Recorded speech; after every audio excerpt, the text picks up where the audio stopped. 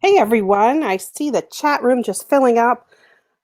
Anna from Baja, Mexico. I saw a bunch of other ones. I even saw somebody from Rochester. Joanne from Harrisburg. I went to college down in that area. Cassie from Phoenix. Colette, Glasgow, Scotland. Wow. Wow, you're staying up late over there. It's like, what, midnight, 1 o'clock. Janelle from Bisbane, Australia. And hi, Carolyn from Florence, Alabama. Wow, it's just everybody's coming in. It's coming in so fast. I can hardly read it as they come in. Pamela from Indiana, Lori from Cannon Beach, Oregon. Hmm. We have a Lori from Cannon Beach, Oregon who works for us. Linda from Washington, Jennifer, Bay Area, California, where Susan is from. Monica from Uruguay, Norma, Quebec. Oh my goodness, Hobart, Australia, Mississippi, Tennessee. Wow, we just have people coming in from all over the place. This is awesome. I love seeing this. Well, let me just say, welcome, welcome, welcome to our webinar, The Badly Behaving Brain, Why 2 Billion People Can't Lose Weight and What You Can Do Differently. My name is Chris Davis, and I'm from Brightline Eating. I'm Chief of Staff over here, which I believe is the best job in the world. And I myself have lost 70 pounds using Brightline Eating. Feel fantastic. Dr. Susan Peirce Thompson will be starting the webinar shortly. So for now, turn off all distractions, grab a pen and paper, or open your note-taking app on your computer because you'll definitely want to take notes today. If this is your first time in a session with Dr. Susan Peirce Thompson, you're in for such a treat. Susan is the founder and CEO of Brightline Eating Solutions, an organization dedicated to helping people of all ages, stages, and walks of life use science-backed, brain-based methods to lose weight and keep it off for good. Brightline Eating has helped people from over 105 countries around the world lose more than 400,000 collective pounds to date. That's a remarkable statistic, and you might be wondering, how is Brightline Eating different from other weight loss trends out there, and why is it so successful? Well, because it's science-based. Susan earned her Ph.D. in brain and cognitive sciences from the University of Rochester and now serves as an adjunct associate professor there, too. Her work, along with her own personal weight loss journey, instilled a passion for uncovering the mystery of why so many people struggle to lose weight and keep it off long term, which is the key, right? You can take it off, but it's keeping it off. I used to take it off for a hot second, but it would come back on. After extensive research and direct experience coaching thousands of people, Susan has now become one of the world's leading experts on psychology of eating and the neuroscience of food addiction. Susan is the author of the New York Times best-selling book, Brightline Eating, The Science of Living Happy, Thin, and Free. This book has been translated into 13 languages. It's an invaluable resource for the world, and I highly recommend you add it to your personal library. I'm very excited for you to go through today's masterclass. Susan leads with heart, honesty, and integrity. You'll not only love her, but you'll be blown away by what you learn today. Her approach isn't just effective, it's truly revolutionary. So please sit back, relax, and get ready to learn. And make sure you stay until the end because Susan's giving away a very special gift. With that, please help me welcome Dr. Susan Peirce Thompson. Oh, thank you, Chris. So sweet. Okay. I'm excited to be here with you. And yeah, just welcome to our webinar. I'm Dr. Susan Peirce Thompson.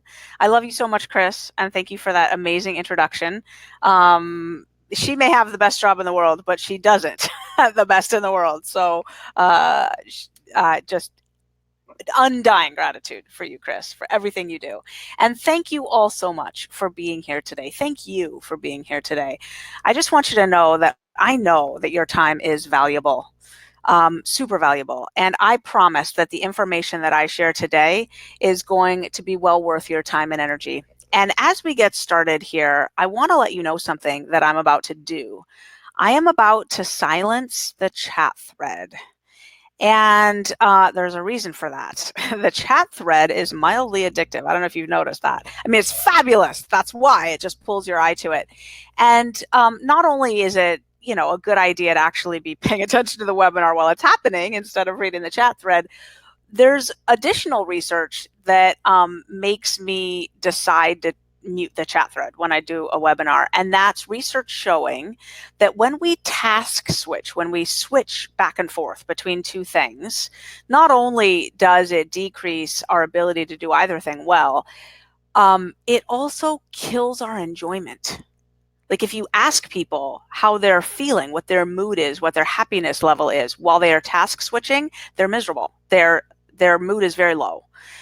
They report not having a good time at all. And I don't want you to not have a good time. I want you to have an amazing time on this webinar. If we're going to spend, an hour and a half together, I just think, shouldn't it be an amazing time, right? So what my promise to you is that we will restart the chat thread. We'll re-enable it when it's Q&A time at the end of the science part of this webinar. And I will stay on as long as it takes to answer all your questions, which means we will be here, those of us who want to stay for much longer than an hour and a half, but the rest will be all Q&A, okay? So we'll have plenty of time to be chatting back and forth at the end. Now, the one thing I want people to be able to mention in the chat thread is like, hey, I can't see, I can't hear, did the slides go black or something like that? And so what I want to direct your attention to is that there's a sticky note at the top of the chat thread. It's pinned there right now that gives you instructions to follow if you have technical difficulties. All right. So if you end up having technical difficulties, like you can't hear or whatever, go ahead and read the top of that chat thread and it'll tell you what to do. Okay. Are you ready? Let's go. Did you know that right now in the United States, 108 million people are on a diet? That's 44% of the adult population. And actually that figure is lower than the real number because that figure comes from the US weight loss and diet control market. It's a marketing report that measures how much money people are spending on diet related products and services. It leaves out all the people going online for information on how to lose weight, people deciding to eat clean or, clean up their eating on their own. It's just people spending money on diets, okay? So there's more people dieting than that report counts for. Here's another statistic. This one kills me. Did you know the average dieter makes 4 to 5 new attempts each year? 4 to 5 attempts. It gets worse. Among all those millions of people trying so hard to lose weight with every diet imaginable, there is almost no success. Fewer than 1% get slender.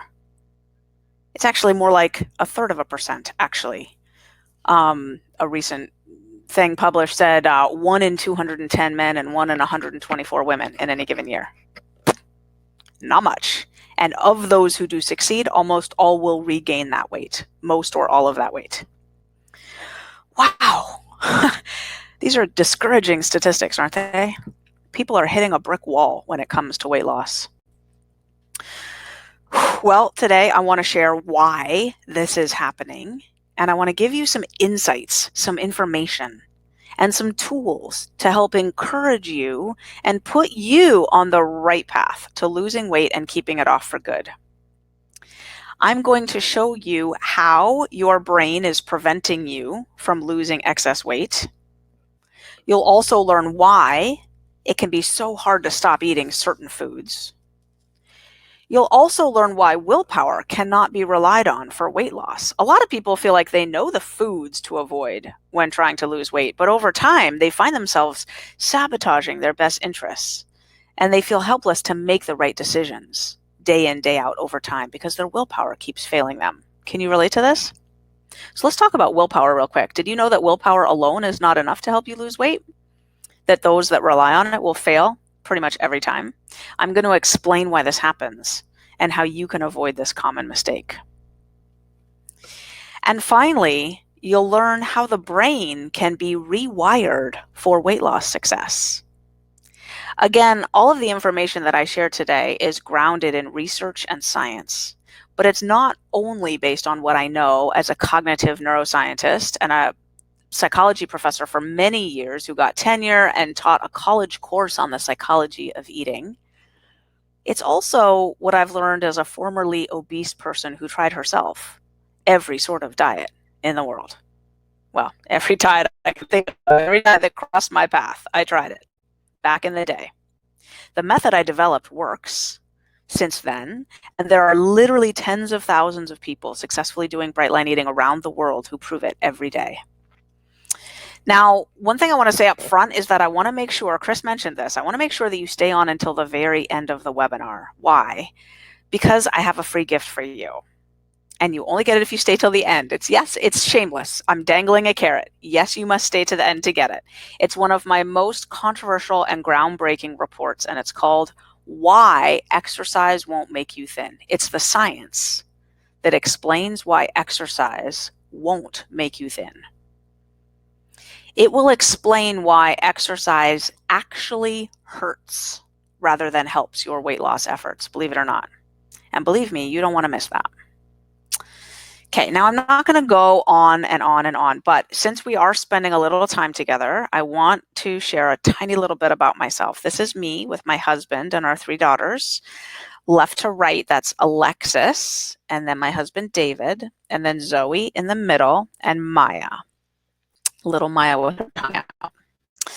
Oh, she's so like that too. She's such a little firecracker. And Alexis and Zoe, the left ones, are twins. They're fraternal twins.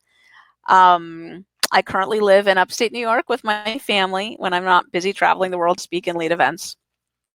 So life is pretty great. We have a sweet family life, very busy, hustling to activities and play dates and school events and so much more. Now, in the midst of all this, I've been living in a right-sized body now for well over 14 years, just shy of 15 years. I eat 3 plentiful, delicious, abundant meals every day. I literally just about never go hungry. Once in a blue moon, I probably experience a hunger grumble once a week or something, rarely. I never have to worry about my clothes not fitting. I have a closet full of size 4 clothes. I can order size 4 out of pretty much any catalog and guarantee that it fits perfectly. Most importantly, I'm free. Free from the relentless obsession with food, about what I weigh, what I don't weigh, etc., etc., etc. But I wasn't always this balanced, healthy, and energetic, to say the least. Okay, we're going back in time. My issues with food and weight go back as far as I can remember, literally as far as I can remember. My mother says that normal babies gained like a pound between various doctor's appointments. I doubled my weight. Like I just sucked down breast milk like there was no tomorrow. She just said it was the most bizarre thing. You just would not stop feeding. And I was chunky as a kid, fleshy, not fat, but, a little pudgy. And by the time I was 11 years old, I weighed more than I weigh now. By the time I was 14, I was an active dieter. And at that age, I took my first recreational drug with my friends at a concert one night. And I actually lost 7 pounds that night. And I was stunned. That started 6 years of using drugs to try to regulate my weight. I mean, drugs, heavy drugs. I used pretty much everything. By the time I was 16, I'd graduated to crystal meth. Developed such a bad habit that I dropped out of school. Then I graduated to cocaine, and then ultimately to crack cocaine. Of course, this was not a winning life strategy. Things were not going well. I became a serious addict, did not have a place to live, dropped out of high school, like I said, burned my life to the ground. You can imagine the things I was doing for money. It was a pretty intense experience. I was 19 years old. I spent most of my time in a crack house. Day, night, followed by day, followed by night, awake in a crack house. That was my resume at the age of 19. I hit rock bottom from that very young. It was just a few days after my 20th birthday. And some guy took me to a 12-step meeting for drug and alcohol recovery on a first date. Surprised me, just like that's where he wanted to go. So he took me there. And I've been clean and sober since that day. That means I haven't had a drink or a drug for more than 24 years. And that, my friends, is a miracle. It is the biggest miracle of my life. But here's what's interesting. When I got clean and sober, I didn't find total inner peace right away. A new addiction took over very quickly, and that was food addiction. And I watched in horror as my weight ballooned up rapidly with a vengeance. And at first I was okay with it, kind of, because I was just so grateful to be out of the hell that my life had become. You can picture, right? I was just so grateful. I moved back in with my mom. I got a job selling popcorn at a little indie movie theater. I enrolled in community college. I got a legitimate life, right? But pretty soon, like I think it was 9 months after I got clean and sober, I was super overweight and I was completely uncomfortable in my body again. And as my weight climbed higher and higher, I became more desperate and miserable. I wish, so wish, that I had a picture of me at my highest weight. This is me at a size 16. I actually got up to a size 24 once. In this 3-month span of time, I just ate and hid and closed the shades and ate some more. I pretty much never left the house, let alone got a picture of me. No chance. Nobody really saw me during that time, except for my husband. Anyway, the reason I even have this before picture is because I was starting a 12-week bikini body challenge and the prize was $100,000. And I really thought I had a hot chance at winning. So I took a really good before picture. You know what's funny? I'd actually just finished running a marathon in this picture. Believe it or not. I was not unfit in this picture. I was just fat. I was running 40 miles a week for 6 months and I only lost 10 pounds. So this is me after losing 10 pounds running a marathon. It was deeply discouraging, to say the least. I never finished, by the way, this bikini body challenge, so I never got an after picture. I don't know if you can relate to that. I failed miserably because I couldn't follow the plan. I could stick with the exercise part. I just couldn't stick with the food part. The food plan was like, you got a free day on Sunday. Well, yeah, they literally said, eat whatever you want. I'm like, yeah, they don't know who they're talking to. They have no idea. Oh, but during this time, while I was struggling with my weight, I was also doing pretty well in other ways. I'd gotten clean and sober. I was working the 12 steps. I'd done really well in community college. I went to UC Berkeley and got 4.0s and spoke at the graduation. And now I was at the University of Rochester studying neuroscience. This is the University of Rochester right here. It's a beautiful campus. And right as I was wrapping up my doctoral dissertation and getting my Ph.D., I stopped eating sugar and flour. And I lost all my excess weight. I was so grateful for that. Oh my goodness. It was just like getting sober. It was like, oh, look at this. The second biggest miracle of my life. And I poured my heart and soul into helping others in the 12-step program for food addiction that I was in.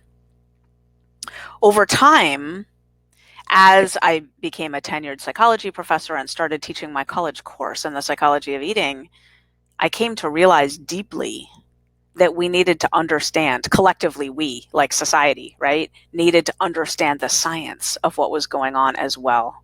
It became very clear to me that getting the brain on board was the key to weight loss. And that was the seed from which Bright Line Eating sprouted, that idea, and the beginning of me living happy, thin, and free of my battles with food.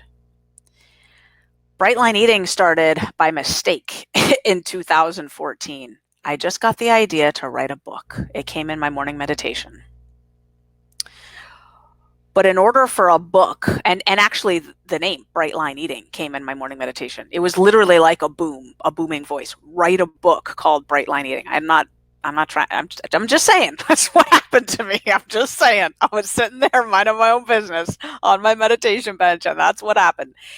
And it felt so impactful, this like mandate that I just felt like this thing that had happened. So I got a book called How to Write a Book Proposal. And I didn't want to self-publish. I wanted an agent and a publisher and to do it for real. I didn't even know how to do that though. And as I'm reading this book on how to write a book proposal, it turns out that they were going to require that I have a platform. It's like a following in advance. You know what I mean? So now I'm Googling, what is a platform? I didn't even know what it was. And the only platform that I could fathom starting was an email list. So in August of 2014, I started this little email list. And as I interacted with the people on my new little list, they started asking me questions. How do I travel? How do I eat out? How do I feed my kids? What exactly is the food plan? How do I know whether I'm a food addict? You keep talking about some brains being really susceptible to certain foods. How do I know what kind of brain I have? And I realized these people need a program. They need a course. I was teaching online courses at that time at my college. I knew, I could tell these people needed a course, right? You can't just do this for real on a tiny little bit of information. So I offered the first Bright Line Eating Boot Camp. There were 40 people in it at first, and it just grew and grew from there. I capped it at 40 people, and registration sold out. We got our 40. Since then, what is that? 4 years ago, right? Since then, Bright Line Eating has grown exponentially. Our movement has grown exponentially. And we've amassed this incredible team of talented individuals. There's like 27 of us full-time here at Bright Line Eating who are as dedicated as I am to the Bright Line Eating mission of getting 1 million people living at goal weight by 2030 and keeping them there for the rest of their lives. So this is me now. I lost all my excess weight in 2013. So like I said, I've been slender now for going on 15 years. And going from obese to slender. Now in this picture on the left, I'm borderline obese. Like I said, I got bigger than that. That right there is the boundary line on the BMI chart between overweight and obese. That's like 4 or 5 pounds above obese. Going from obese to slender and staying that way for almost 15 years. I don't know if you know this, but that's something that almost nobody does, like pretty much unheard of. This statistic puts me in the top 1/100th of 1% of successful weight loss maintainers. And that is why I'm so compelled to teach people how to do what I did. What's been impossible for pretty much everyone up until now is now possible. Okay, that's more than enough about me. Let's get back to you. Today, I want to share as much as I can about how I have stayed slim for 15 years and how I have helped thousands of people around the globe to do the same thing. Starting now, we'll have about 75 minutes together and then time for Q&A after that. I'll stay on, like I said, for as long as you want. I will answer every question. But during the core webinar portion, I'm going to be sharing the 3 biggest reasons why people can't lose weight and keep it off. What are people struggling with? What are they doing wrong? Hundreds of millions of people try countless diets year after year. I said hundreds of millions of people. You heard me. There's 2 billion people right now overweight or obese in this world, and research shows that about half of them are trying to lose weight. Just about 1 billion people right now failing at losing weight. In America right now, over 40% of people are obese. Did you know that? 75% are overweight or obese. Hundreds of millions of people trying countless diets, but they're still overweight and still obsessing about food and their bodies and what they're trying and whether they're on their plan or off their plan. What are they doing wrong? Each of the 3 reasons I'm going to talk about that prevents people from losing weight has to do with how the brain is wired. Now, remember, I am a neuroscientist. My Ph.D. is in brain and cognitive sciences, so brain science happens to be my specialty. But don't worry, I promise I'll share these reasons in a way that's going to be super easy for you to understand. No big jargon, sometimes little jargon, but I'll explain it real quick. So what I'm going to do is to count down the 3 biggest reasons that people cannot lose weight from number 3 down to number 2, down to number 1. And more importantly, I'll show you how to correct these mistakes so you can live happy, thin, and free. So again, please stick with me until the end. The number 1 point will change how you look at food and weight loss for the rest of your life. I promise. You won't want to miss it. And don't forget, just saying, if you stay till the end, you'll also receive that awesome special gift, my report that you cannot get anywhere else, by the way, why exercise won't make you thin. Okay, are you ready? Let's count down the 3 science-based reasons why most people struggle to achieve their ideal weight. The number 3 reason is because of something that I call powder addiction. Go ahead and write that down. You got that? So what is powder addiction? And what powders am I referring to? The powders that I'm referring to are sugar and flour. Whether you know it or not, they are highly addictive. In fact, I will show you how sugar and flour act exactly like heroin and cocaine in the brain. Yes, I said exactly like heroin and cocaine in the brain, and why foods made with these ingredients are so difficult to resist. So let's talk about cravings, shall we? Cake, donuts, pizza, and chocolate are all examples of foods that wreak havoc on weight loss efforts. Have you ever craved any of those foods? Well, what you need to know about cravings is they're all about motivation. Cravings are what drive people to eat things that they know are not the best or the healthiest choices. Cravings are an addiction reward motivation pathway in the brain. So here's the reward circuit in the brain. The main driving force here of cravings is the green part, the nucleus accumbens. Occasionally, the prefrontal cortex, the purple part here, can rein in a craving. But in certain cases, the addiction takes hold and the nucleus accumbens is just too weak and the cravings take over. So why does this happen? To understand, you need to understand about a neurotransmitter. You've probably heard of it. It's called dopamine. Now, a neurotransmitter is simply a chemical messenger in the brain. It's a messenger. It passes information from one brain cell to the next brain cell. That's all it does. So when a person does something that gives them an addictive hit, the brain is flooded with the neurotransmitter dopamine. Let's take pornography, for example. This guy on the left, he's watching pornography. And when a person watches pornography, a massive amount of dopamine gets released in the brain, an unnaturally strong addictive hit. What I mean by that is you couldn't access stimuli like pornography 100,000 years ago. It's just not what the brain was designed to handle, if you think about it, right?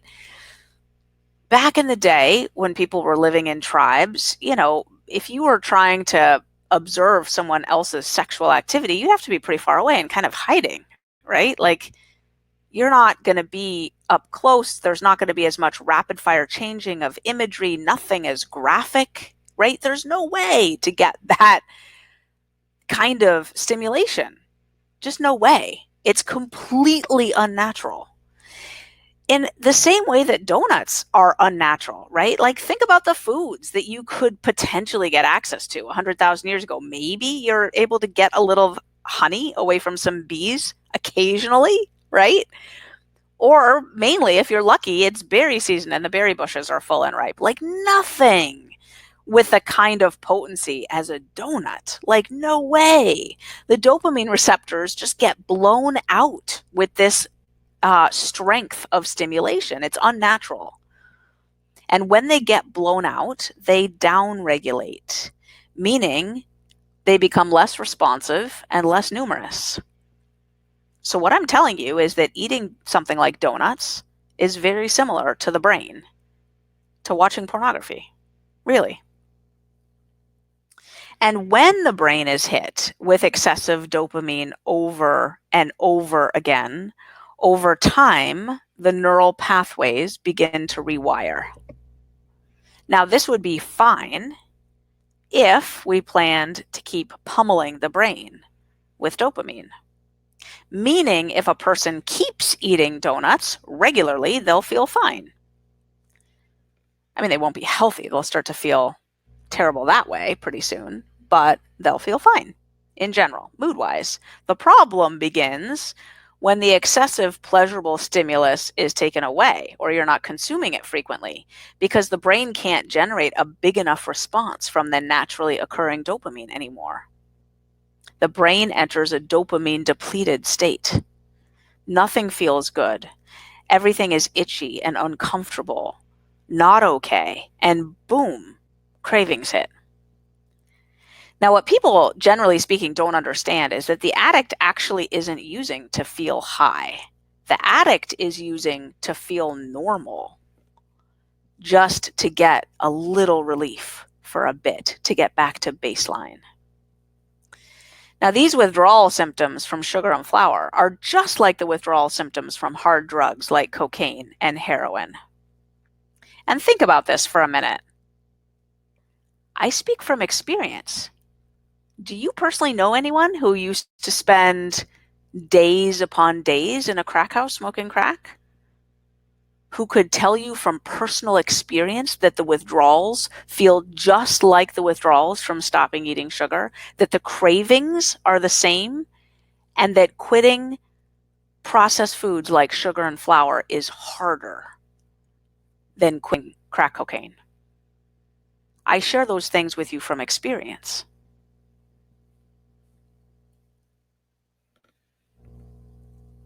So how do you break the cycle? Well, the key is to stop flooding the brain with dopamine. This is the only way that it can heal. And that's the good news. The brain can heal. It does. I promise.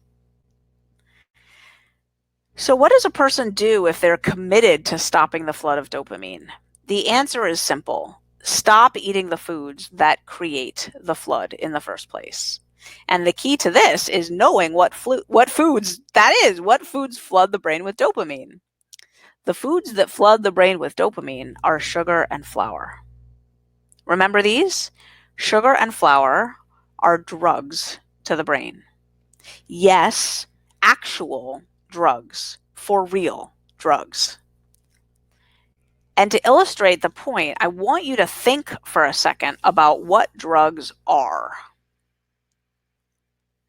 This right here is cocaine. But what is cocaine? Where does it come from? Do you know? Where does cocaine come from? If you said the coca leaf, you're right. Workers in the Andes Mountains chew it, they put it in their cheek, and they get a little bit of a lift. But a recent paper that was published in a scientific journal shows that chewing on coca leaves is actually not addictive. However, if you take the inner essence of that coca leaf and you refine and you purify it into a fine powder, you get cocaine.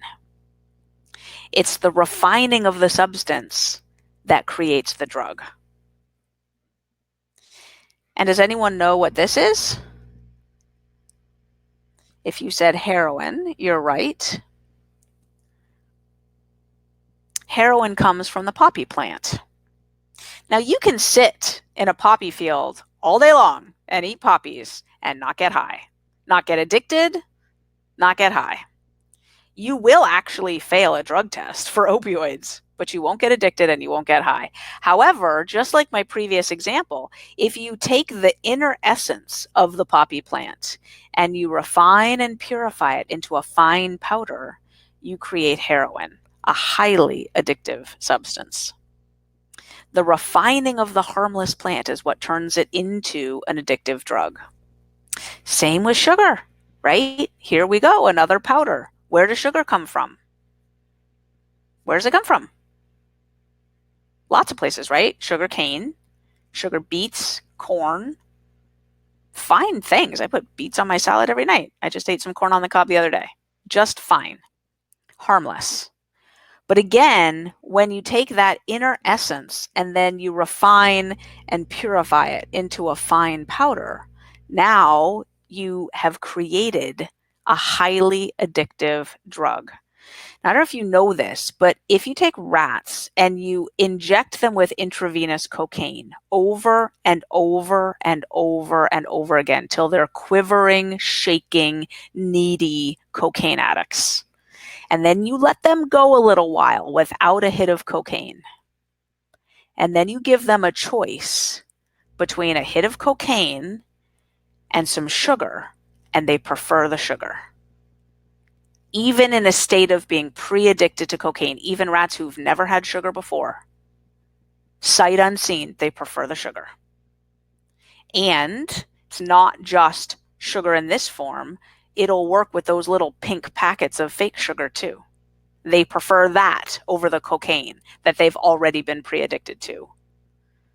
From those studies, those types of studies, the doctors who are paying attention estimate that sugar is 10 times more addictive than cocaine.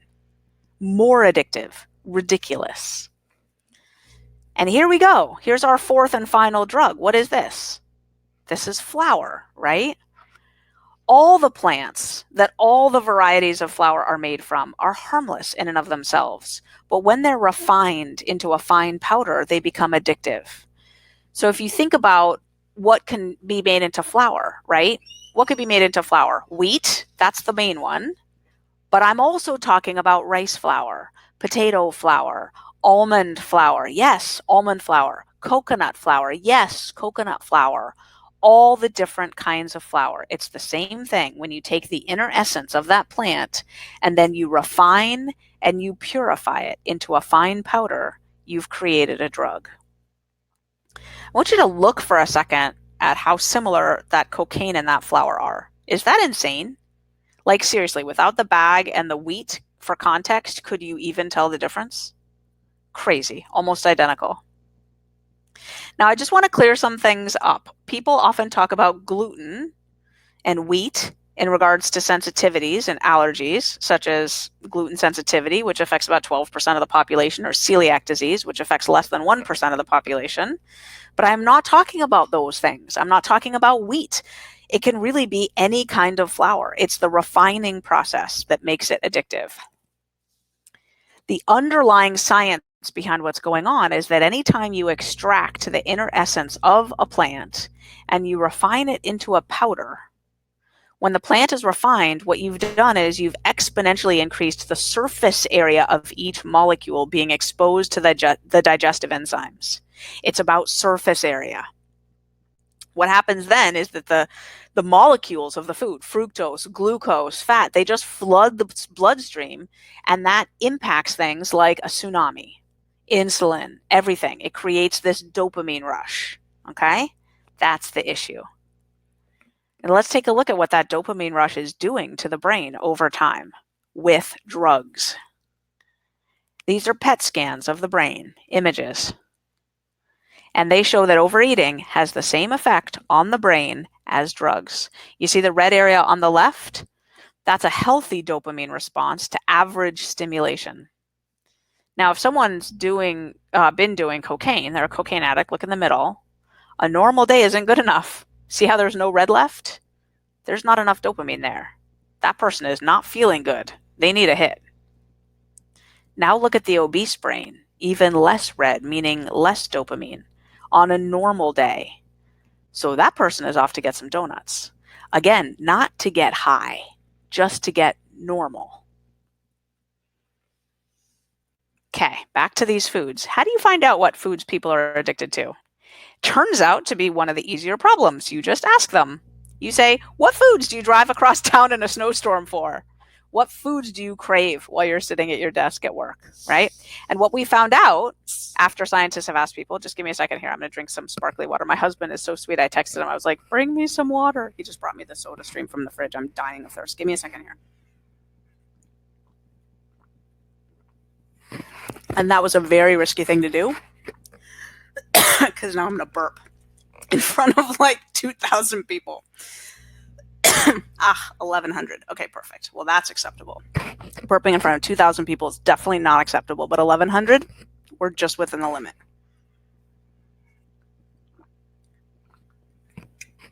I actually asked him to bring me water.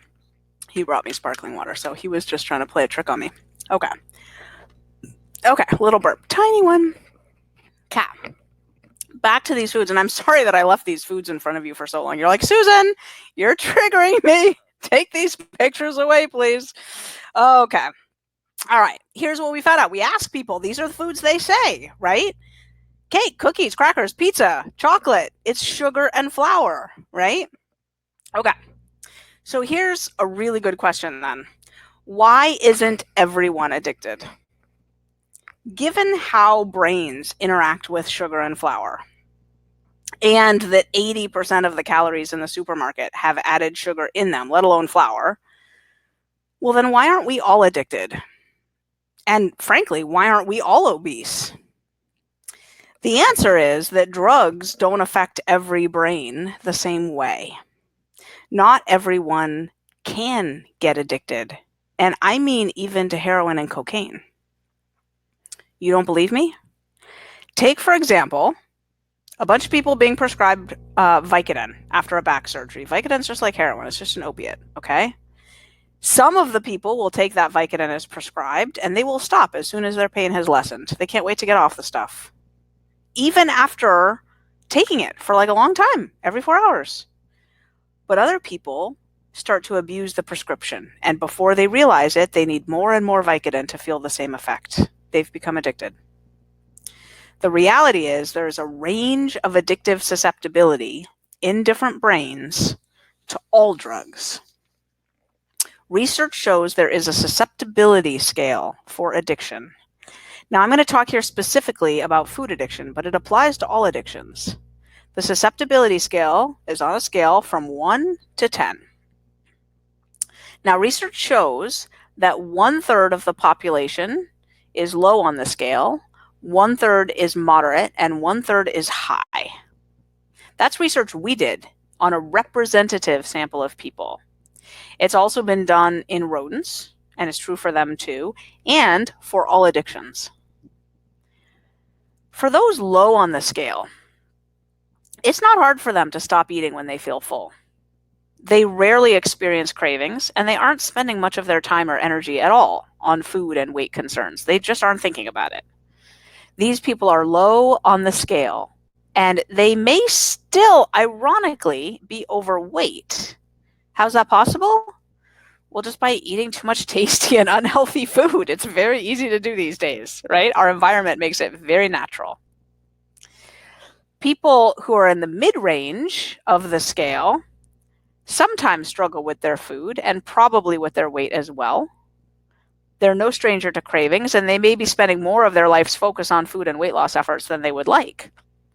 They could be in a right-sized body, but if they are, they're not a stranger to cravings. But for people who are high on the scale, it's a different story entirely. No amount of food will satisfy them reliably. They're exhausted by the space that eating and weight loss efforts take up in their life. They're likely experiencing powerful cravings and obsessions from time to time, a total loss of control, at least every now and then, often enough to cause a problem, and possibly even painful binging. Now, not surprisingly, I am a 10++ on the susceptibility scale. We add those pluses for emphasis, some of us, when we're like, oh yeah, baby. I probably go to 11 if we quote Spinal Tap. Now, this might be the only time in life that being a perfect 10 is actually not a good thing. But because I'm a 10, here's what my experience is like. When I've had enough food, my belly feels it. It knows that there's a lot of food in there, but my brain and my mouth don't care. They want to keep eating. And more often than not, I absolutely do keep eating. And quantities then become an issue. I often say I'm a quantities girl. I don't know if you can relate to that. It feels like the connector between my belly and my brain is just broken, like it just doesn't work. It's very important to know where you fall on this scale. How susceptible are you to the pull of refined foods? Is it difficult for you to say no if someone brings donuts into the break room? Do you have a desire to stop for fast food, even sometimes when you know that there's dinner waiting for you at home? Do you succeed at a new diet for a little while, but then find yourself falling off the wagon at a social event? Do you feel yourself craving a pint of ice cream in the freezer, even after you've eaten a full and totally satisfying dinner? After an emotionally stressful day, have you ever decided to plunk on the couch and just dig into a bag of junk food for comfort? After the day you've had, you deserve it, right? So, how does the addictive cycle get broken? It may seem simple, and in some ways it actually really is. The solution is to stop eating sugar and flour.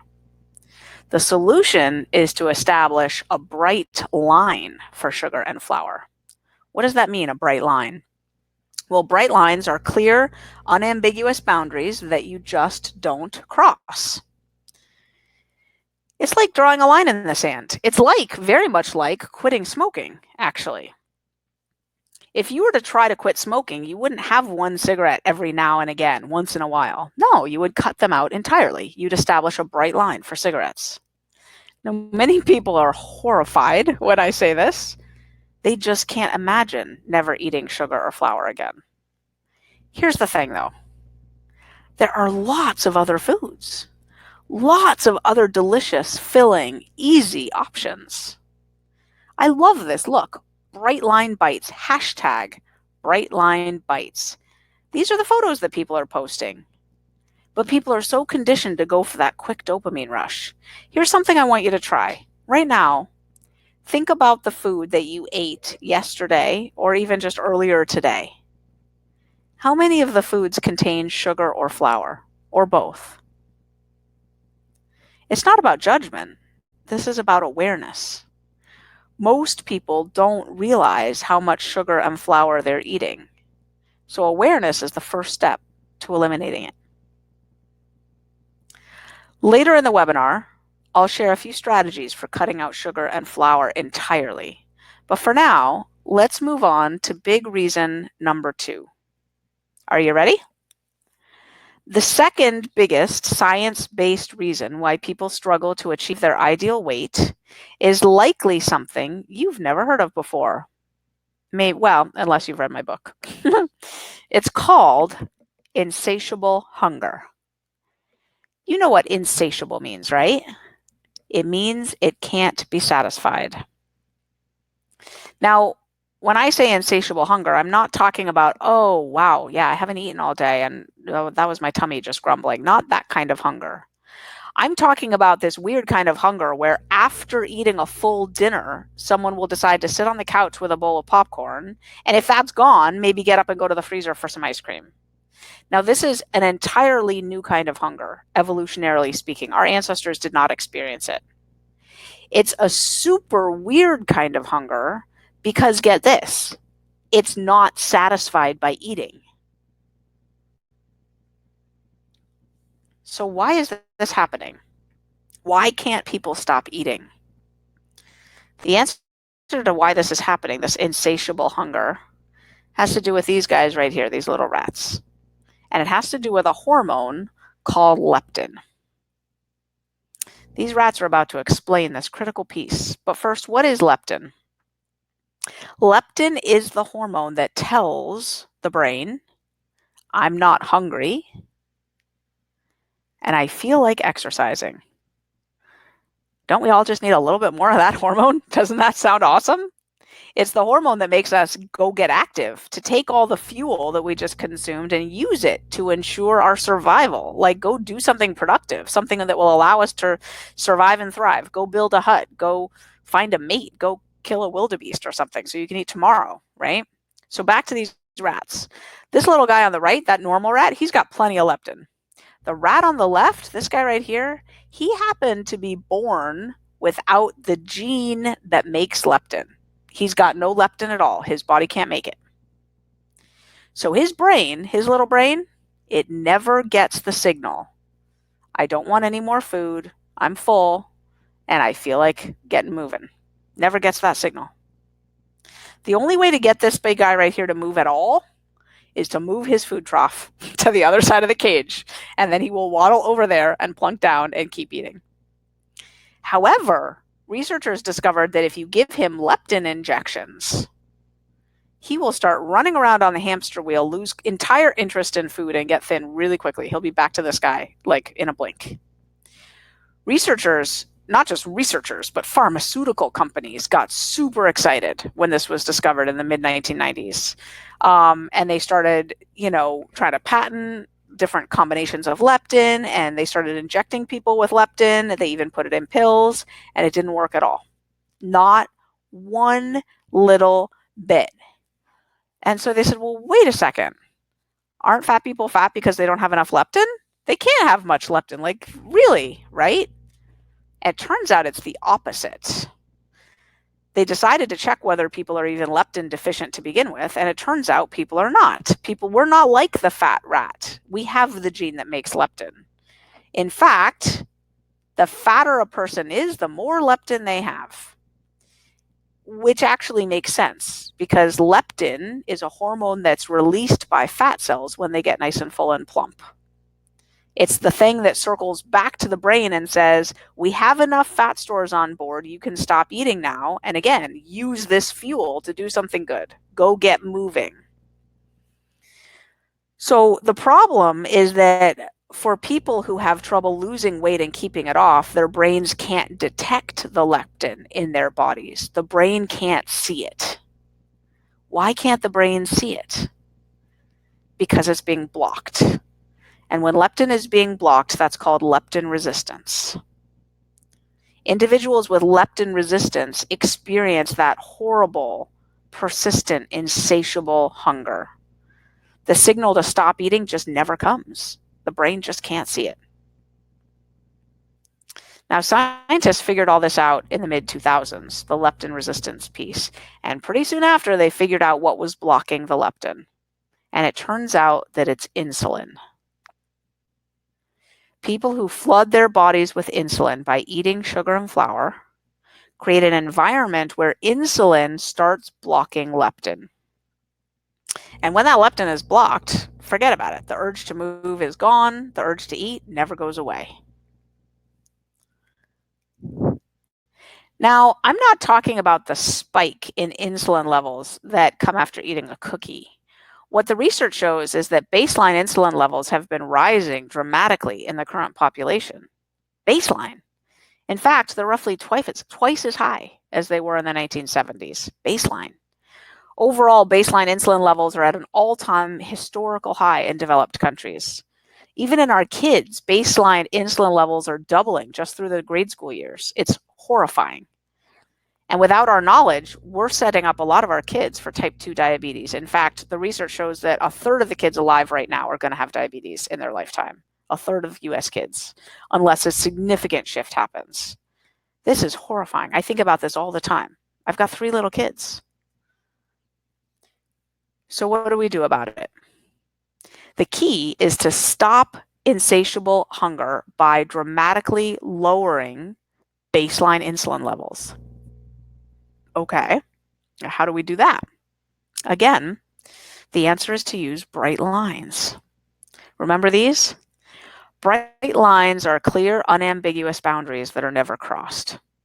We discussed the bright line for sugar and flour, and I shared the smoking analogy to illustrate the point. But here's another example. A recovering alcoholic can't drink in moderation. They have to eliminate alcohol entirely. There is no having a drink once in a while, or the entire addictive cycle is reactivated. Okay, so we've learned about powder addiction and insatiable hunger, the number 3 and number 2 reasons why people can't lose weight and keep it off long term. We've talked about the bright lines of no sugar and no flour. So are you ready to learn the number 1 reason why even the most committed dieters cannot lose weight? Why people who've tried over and over again continuously fail? The number 1 science-based reason why people can't lose weight on diets is because of something that I call the willpower gap. Please listen carefully. What I'm about to share is absolutely key to understanding how and why weight loss has proven so difficult. Impossible, actually. Impossible, really, for almost everyone. Let's talk about willpower. Willpower is supposed to be used to make good choices, right? Here's the thing. Most people actually know what they should and shouldn't be eating. Seriously. In my experience, people with food issues tend to be some of the most nutritionally educated people in the world. But even average people will score about 90% if you give them a flashcard quiz about what foods are good for them and what foods are not. People know. Like in this picture, it's not ambiguous. People know what they should be eating. The issue is in implementation over the long term. The problem is in execution, not in knowledge. Here's a perfect example. It's a Friday night at the end of a busy, long week for a tired working mother. After wrangling the kids, will she be able to get produce out of the fridge and make a salad? Or will that working mother look at her spouse and say, maybe we should order a pizza? To understand why this happens, you need to understand what willpower is. So, what is willpower? Why is willpower unable to be activated in that moment when that mom is considering ordering a pizza? Well, willpower is like a rechargeable battery with only 15 minutes of charge. Can you imagine if your cell phone only had 15 minutes of charge? How brutal would that be? Totally awful, right? Many activities throughout the day deplete your willpower. Not only do you only get 15 minutes of good solid charge, but here's the list of things that deplete your willpower. Parenting, checking email, making decisions, working, sitting in traffic, persevering on tasks, exercising, resisting temptations, regulating emotions, on and on and on. They all deplete willpower, that 15-minute battery pack. This is all happening right here in the blue part, the anterior cingulate cortex. Let me just back up for a second. To make matters even worse, willpower is fueled by brain glucose. So when blood sugar is low, which naturally happens at different times throughout the day, people are even more ineffective at making the right choice when it comes to food. And this is just a cruel trick of nature, right? Like in the moment when your blood sugar is low and you actually need to make a food choice, that's exactly the moment when the part of the brain that governs willpower is missing in action. That part of the brain is the blue part right here, the anterior cingulate cortex.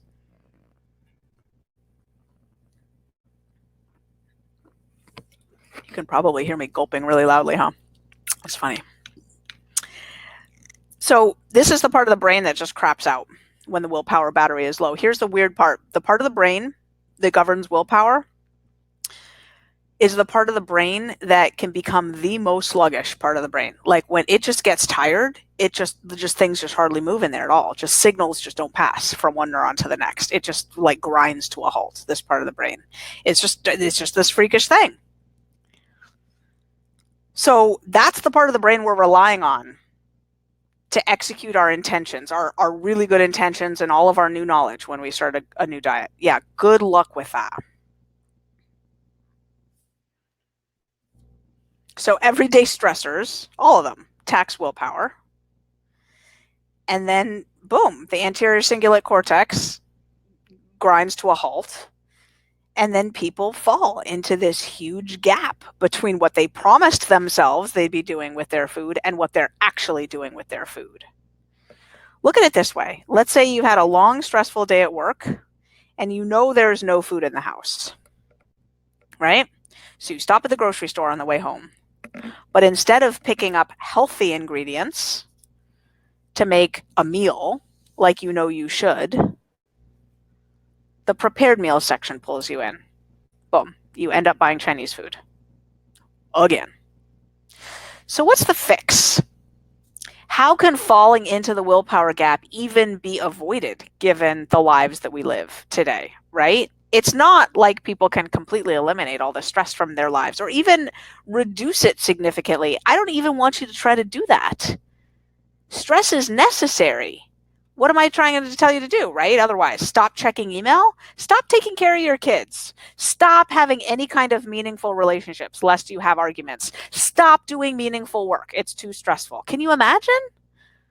No. Okay. So then what's the solution? In our current food environment, with the kind of lives we lead, are we just all doomed to be obese? Are we doomed to be crazy with food, to promise ourselves we're going to get our act together and eat healthfully and just not be able to do it because the part of the brain that needs to help us out is taking a vacation every 15 minutes? No, there is a solution, and the solution is something called automaticity. Automaticity. You've got to automate your eating like you automate your teeth brushing. You need to take your brain, the anterior cingulate cortex, and its tendency to block your best efforts. You need to take it out of the equation. You need to assume that you have no willpower at all, because in certain moments you just may not. And you need to find a plan that works anyway. I want to dive into this teeth brushing thing here for a second, because you probably do it pretty darn often. How do you execute that so well? Is it because you got sticky notes on your mirror saying, don't forget to brush your teeth? Do you have reminders in your app on your phone that like pop up all the time saying, brush your teeth, brush your teeth, brush your teeth? Do you work with a life coach and commit to them?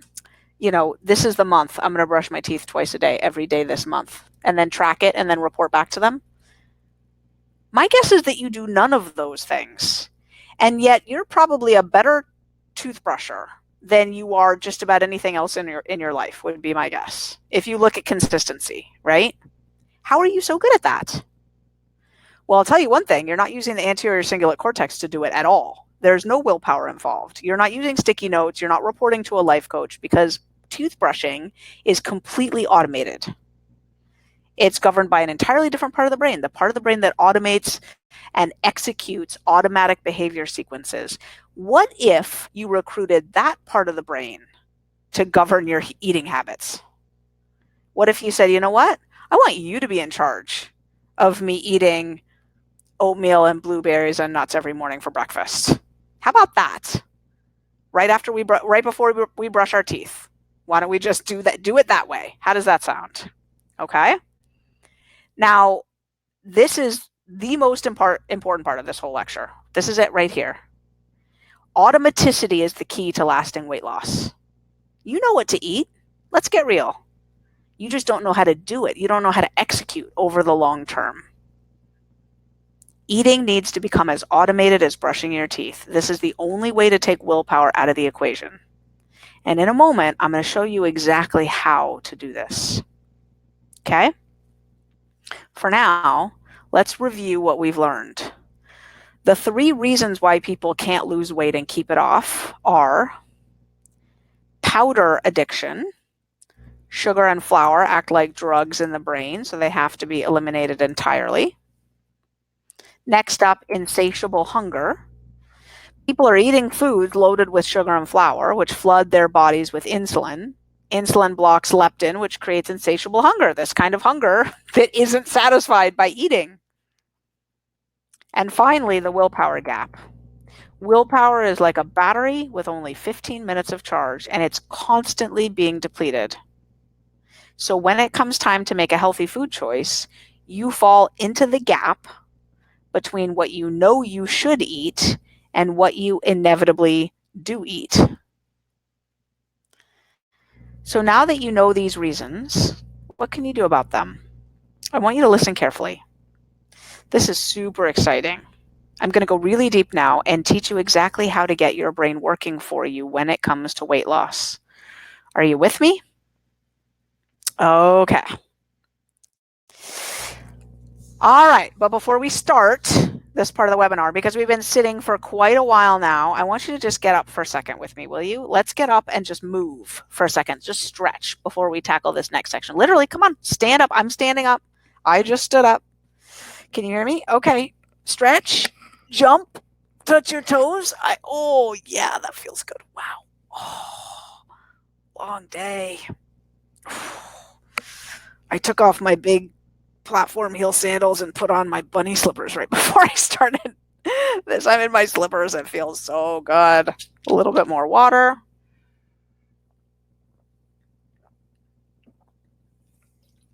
I should move the microphone away from my mouth before you hear me gulp like super loudly. All right. You ready to refocus? You good? A little stretch. Does not feel so good. Okay. Okay, here we go. Another scary statistic. By 2030, 50% of Americans will be obese. Horrifying. Did you hear me say earlier we're at 40% now? I don't know if you knew that. 2030 is not long from now. We were just at a third obesity When I started Bright Line Eating, we were at 33%. Now we're at 40%. We're on our way to 50% obesity. And this means that like 75% of us are overweight or obese now. Why is this so serious? It's not just about how it feels to be overweight. And how it feels to be overweight is awful. I know that feeling well. It's hard. Shopping for clothes is hard. Getting dressed in the morning is hard. Trying to keep up with the kids. I remember when I started having real difficulty tying my shoes. I mean, I could still do it, but almost not at all. Like I had to suck in my breath, and it was sharp pain. I could almost not do it. So I stopped buying shoes that required me touching them at all, like no ties. I'd just slide them on my feet. I couldn't bend over that easily. Here's what's even scarier. 63% of people are dying right now from the food they're putting in their mouth. Too young, in pain. Overweight people are gravely shortening their lifespans.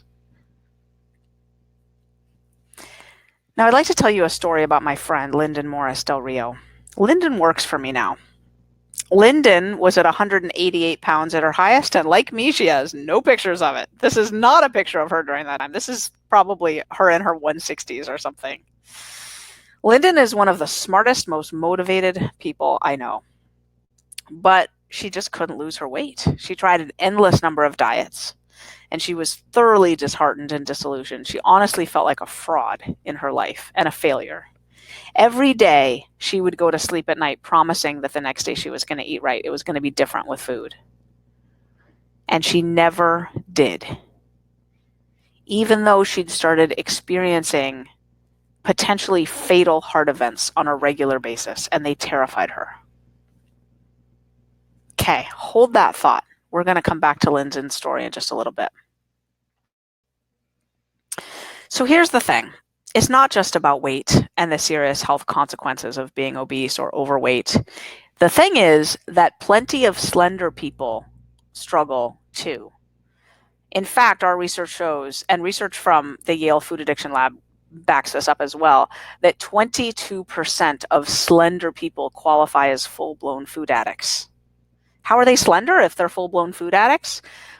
Well, they're compensating. They're throwing up their food, or they're using laxatives, or they're running 15 miles, or they're obsessing all day with white knuckles about the one tiny cup of low-fat frozen yogurt they're going to allow themselves later that day. They're insane, but they're slender, and they're hiding it from you. Now, I point this out because actually thin by itself is pretty worthless. The Bright Line Eating tagline is happy, thin, and free. And I just want to say, without happy and free, thin is worthless. I was thin when I was doing crystal meth. I was thin when I was living in a crack house. Thin by itself is worthless.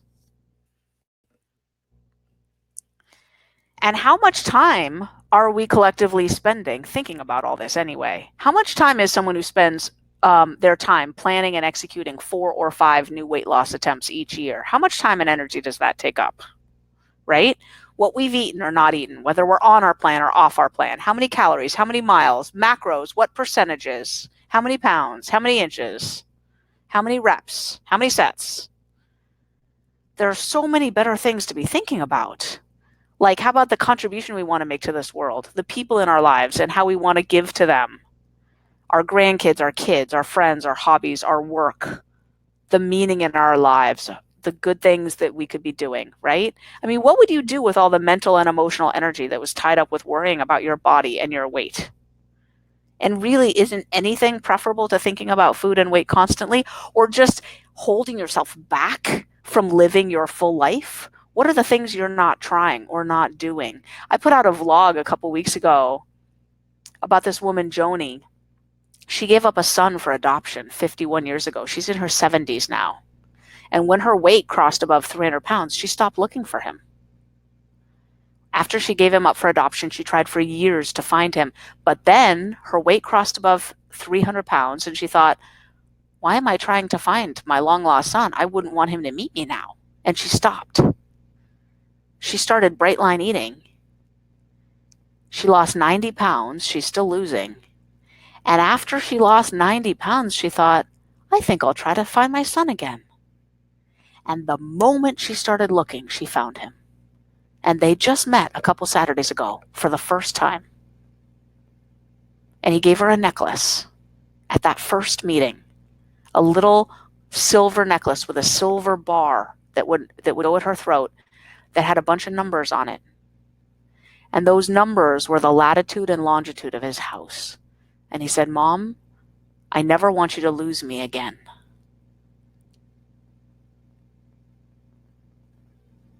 What would you be doing with your life if you weren't concerned about your weight? How would you be showing up for life differently? What would it feel like to truly be free?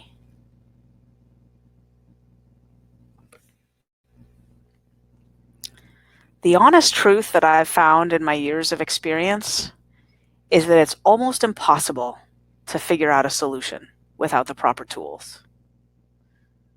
It's almost impossible to get your brain on board without help. People spend a lot of time trying to think their way into a solution, trying to figure out how to lose weight by following a certain diet or exercising a lot or any other number of tactics. But if figuring it out on your own would have worked, don't you think it would have happened already? Remember the statistic. Fewer than 1% of people lose the weight and keep it off. We've accepted this as normal. But nothing with a 99% failure rate is normal. And nobody wants to be stuck in that cycle of failure.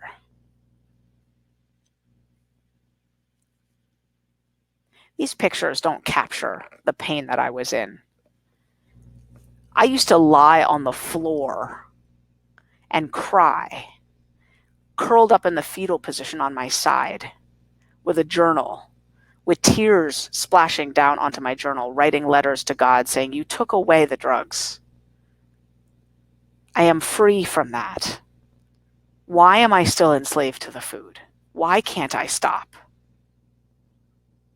I was succeeding. In the time of these before pictures, I was succeeding with everything in my life. I just run a marathon. Look on the picture of my back. You can still see the tan line of the jogging bra that I wore to run that marathon. I'd spoken at my college graduation at UC Berkeley. I was in a star student in a world-renowned Ph.D. program, one of the top 3 programs in the world in my field. I was happily married. I had tons of friends. We had a dog and 3 cats. We owned a sweet little house right by campus. I was excelling at everything, but I couldn't get my weight down. 6 months of running 40 miles a week, and I lost 10 pounds, still obese. Remember, this is not what I looked like at my highest weight. I couldn't lose the weight. But then I discovered Bright Lines, and I lost all my excess weight, and most importantly, I found freedom, blessed freedom from all that food obsession. I finally started living happy, thin, and free. And all I want to do now is help people who are praying for a solution, people who are wondering what's wrong with them that they keep betraying themselves with food. What's wrong with them that they either don't try at all anymore because they got burned so badly in the past, putting their all into something and then failing. They can't even face another attempt, or they're still trying. And year after year after year, having some success and then kind of watching it erode or watching it kind of, it's like Groundhog Life. There you are again, back with the same issue. And that's why I've made it my mission in life to share a real solution with as many people as I can possibly reach. And that is why I created the Bright Line Eating Bootcamp. While I was still a professor with 2 5-year-olds and a 2-year-old, teaching 5 college classes a semester. No time to do this. I couldn't not do it. I had to. The people on my email list were saying, "How do I do this, really?" And I had to create this program. The Bright Line Eating Bootcamp is the way that I've helped tens of thousands of people to shed their excess weight and keep it off. This is the exact program I use. The Bright Line Eating Bootcamp is an 8-week virtual course. You can do the entire program from the comfort of your own home. It's online. Now, starting now, if I may, I'd like to share with you a little bit about the boot camp. And during this time that I talk about the boot camp, I'm also going to share with you 4 specific strategies that you can implement today, right now, to start losing weight. Weight that you will keep off long term. I'm going to call out those strategies as we go through the boot camp information, okay? So I want you to grab a pen. Can you grab a pen and be ready? Okay. Now back to the boot camp. What is it exactly? The Bright Line Eating Boot Camp is changing the future of weight loss on this planet. That sounds dramatic, I know. It's true, though. You can do it from anywhere. People have successfully completed the boot camp from over 105 countries around the world. People lose a lot of weight in just 8 weeks. In fact, on average, people lose 17 pounds during the 8-week boot camp, and the vast majority keep losing weight after the boot camp ends. But here's the thing, that 17-pound average, that includes the people who come in with no weight to lose, or who even need to gain weight. They're obsessed with food and they're underweight. So people who come in with a lot of weight to lose tend to lose more than 17 pounds. And here's the critical thing, almost all maintain their weight loss. In fact, we have 2-year preliminary data. And those data show 85% of people completing the boot camp still maintaining their weight loss 2 years out. And that, my friends, is simply unheard of. Simply unheard of. So how do we do it? Well, there are a few ways that we support you. The Bright Line Eating program is delivered to you through 8 weeks of educational videos.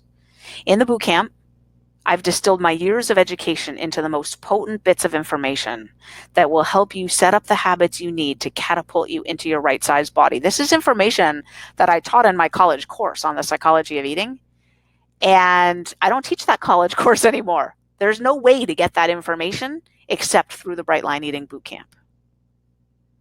In the videos, you'll learn everything you need to know so that you can begin to incorporate the program right into your life. And we will start you off with so much valuable information in the very beginning. So what happens when you join the boot camp is you get immediate access to the clean start process. This is a checklist that you go through at your own pace before your 8 weeks even start.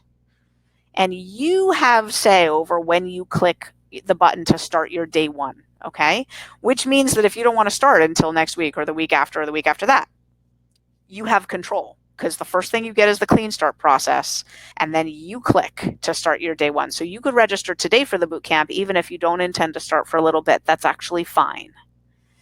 Now, during the clean start process, I'm going to cover exactly what you need to do to get started on the right foot, including how to get set up for success, how to get started with your new daily practices. We'll talk about what to expect in the weight loss phase. As I mentioned earlier, boot camp participants lose an average of 17 pounds per person in those first 8 weeks. Many people lose a lot more, like I said. So there's some important things that you're going to need to be prepared for during this time, and I will make sure that you're ready with this clean start checklist, okay? One of my favorite teaching modules comes in week 2 of the boot camp, actually. In week 2, we'll cover really important information like how often to weigh yourself, what to tell your friends and family, how to formulate an emergency action plan for when you experience temptations, and so much more. Every question and topic you can think of will be covered in these modules. You'll have perfect clarity about setting up your physical environment and your support system for success. When I jump ahead, though, I just want to say I love the last video module, which is week 8. By this point, you will be well on your way to living happy, thin, and free. By week 8, 80% of people are experiencing no cravings at all ever. They report that their eating has gotten easier. That's almost 90%. Their confidence that they're going to succeed is sky high. In the week 8 modules, what happens is we go really deep. We talk about stuff like grieving and gratitude and how these fit into your Bright Line Eating journey. We also talk about how to incorporate exercise back into your life. During the boot camp, when your brain and your body are adjusting to a new way of eating, adding exercise is not helpful. In fact, it can derail your program. Now, this is the first of the 4 strategies that I mentioned earlier. You ready? Write it down. Don't start an exercise program when you're trying to lose weight. That wording is important. Again, it's don't start an exercise program when you're trying to lose weight. Now, I realize that this is probably not what you've been told by other people in the past, but trust me, there's a lot of scientific research backing me up on this. And you can read about all the details if you stay until the end of the webinar and collect your free gift, Why Exercise Won't Make You Thin.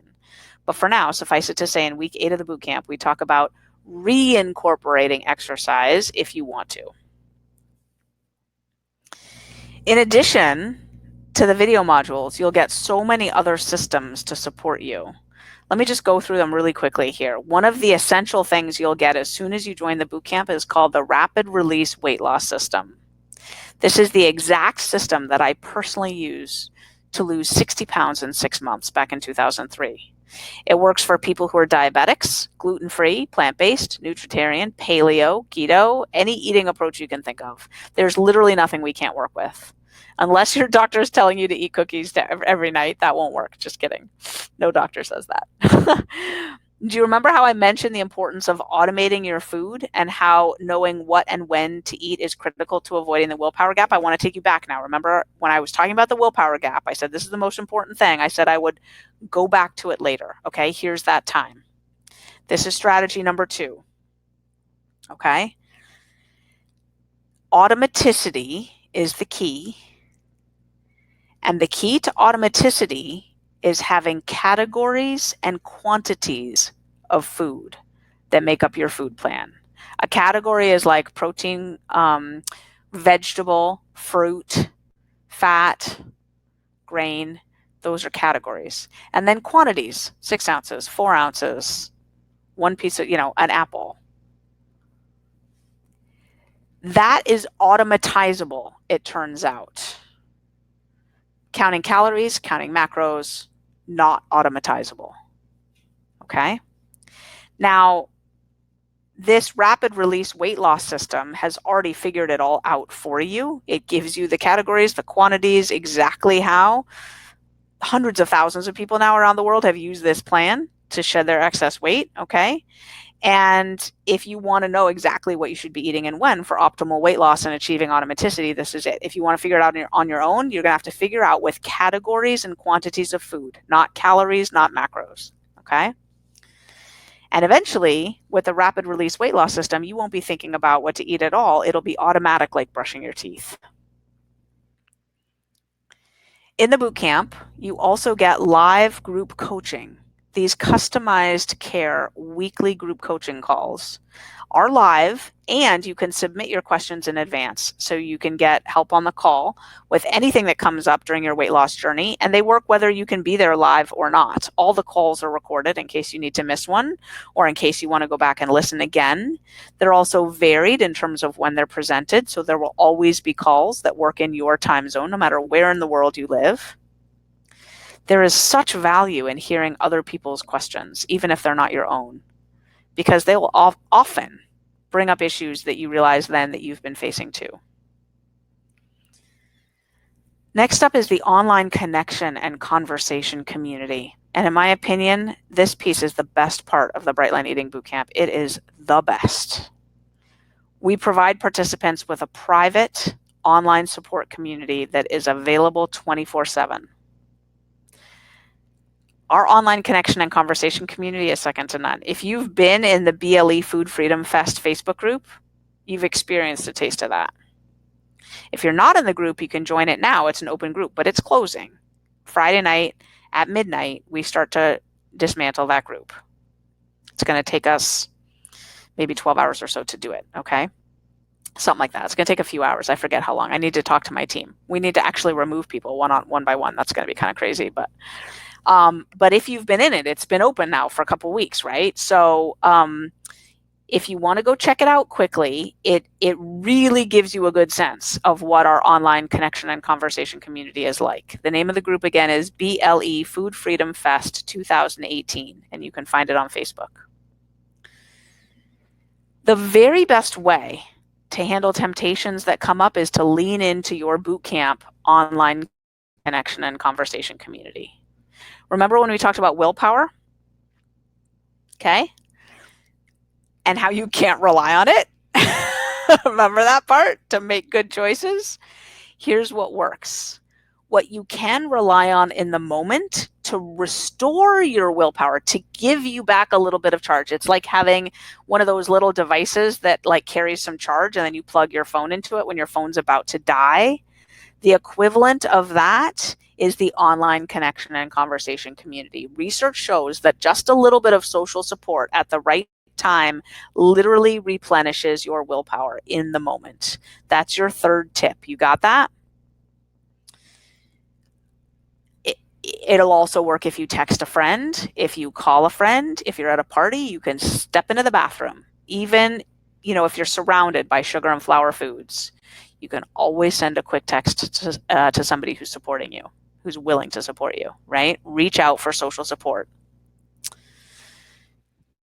Okay. For a lot of people, they're concerned that their mindset will trip them up.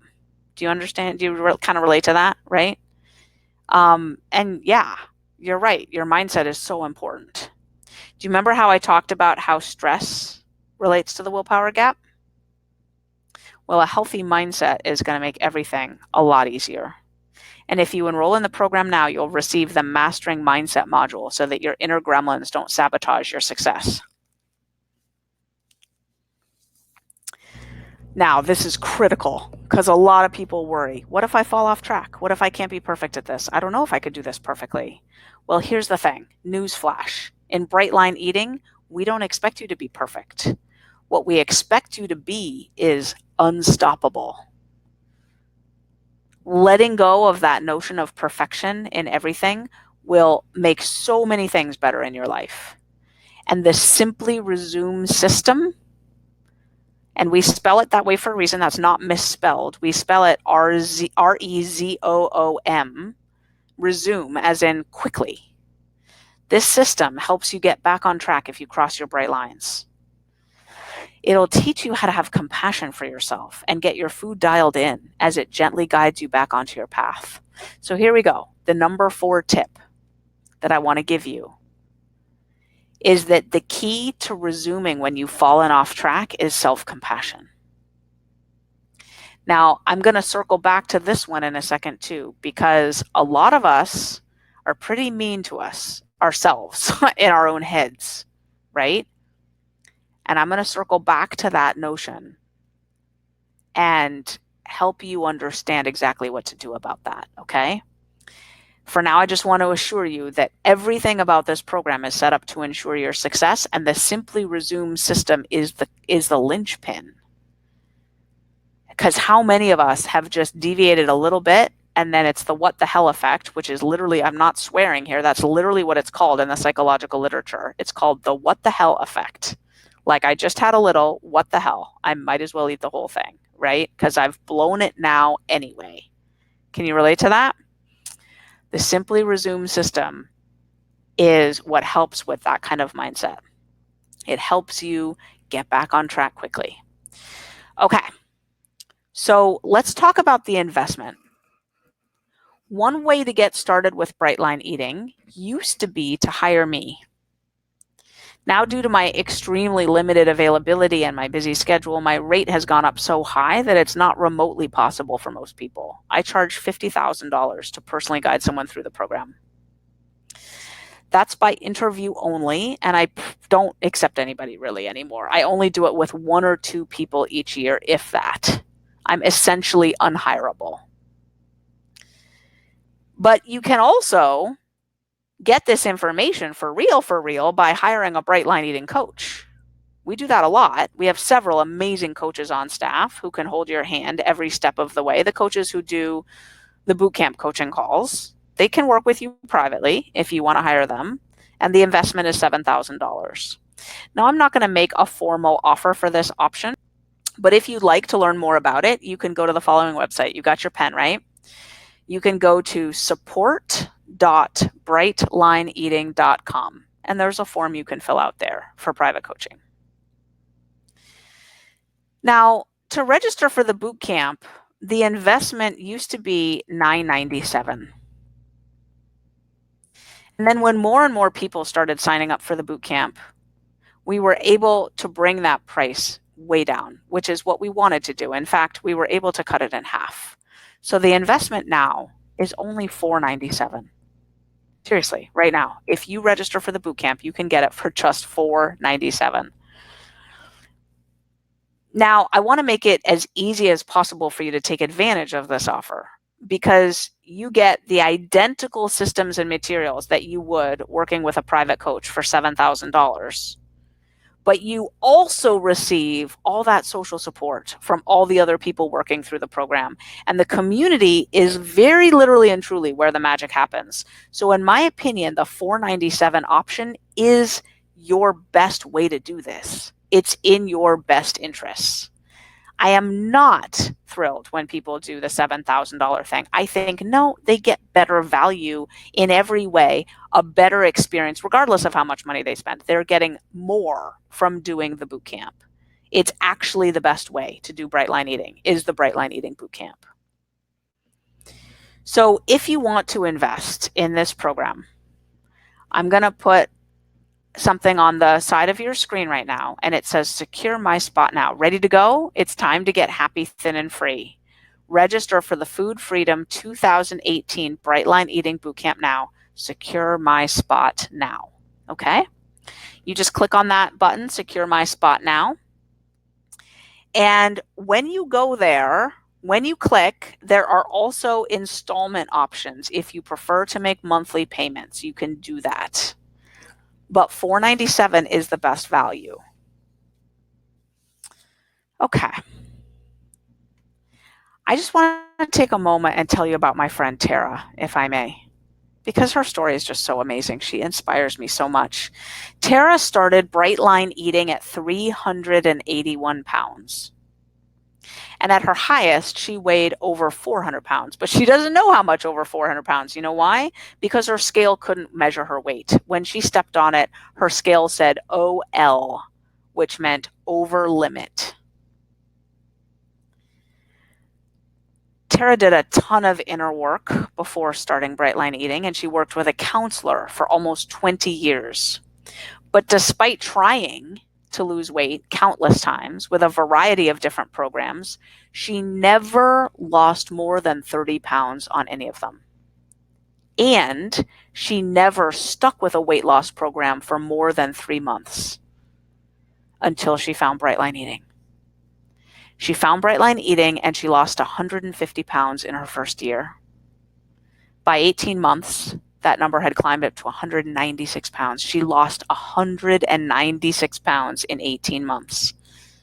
And she reached the milestone of having lost more weight than she now weighs. And she's kept all that weight off for more than a year and a half now. But Tara's story is about so much more than weight. Tara can now sit in a booth at a restaurant. She has a son who's coming of age. He's a man now. And her relationship with him is so much better. She's completely changed her career path. She has a job that she works for Bright Line Eating. She has a job that she loves, and she's so amazing at it. Oh my goodness. She's amazing. Oh, and Tara swims all the time. Can you imagine putting on a bathing suit at 400 pounds? She used to be a competitive swimmer in high school, and now she swims all the time again. She is truly living happy, thin, and free, living her life dream. I want this for you. I want you to be a success too. Now, I have a couple more things that I want to share with you. They're bonuses that you get if you register for the bootcamp right now. The first bonus is the Bright Line Eating e-cookbook. This is the only official Bright Line Eating cookbook that exists currently, and we've partnered with Katie May to bring it to you. It will help you get going right away with preparing the meals on your plan. People rave about this cookbook. It makes it so easy to prepare quick, delicious Brightline meals. I just want to warn you about something. There are cookbooks on Amazon that claim to be Brightline eating cookbooks. They're all frauds. There are no Brightline eating cookbooks available on Amazon. They're ridiculous, those cookbooks. They even have sugar and flour in the recipes. It's laughable. They're fraudulent. We've written Amazon. They don't do anything. They just let these people sell this stuff under the Brightline Eating name. It's completely illegal. It's ridiculous.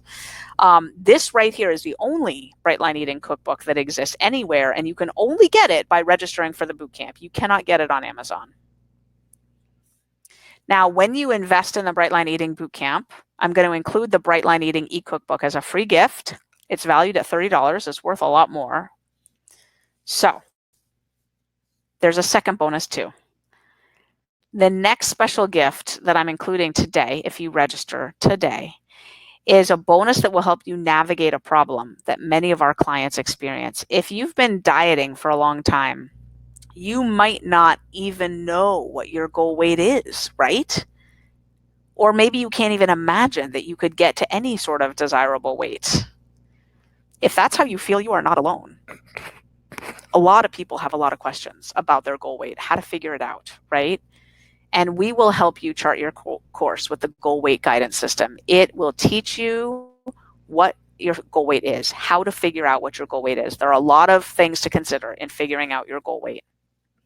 And you will get the goal weight guidance system as my gift to you. And that's a $75 value.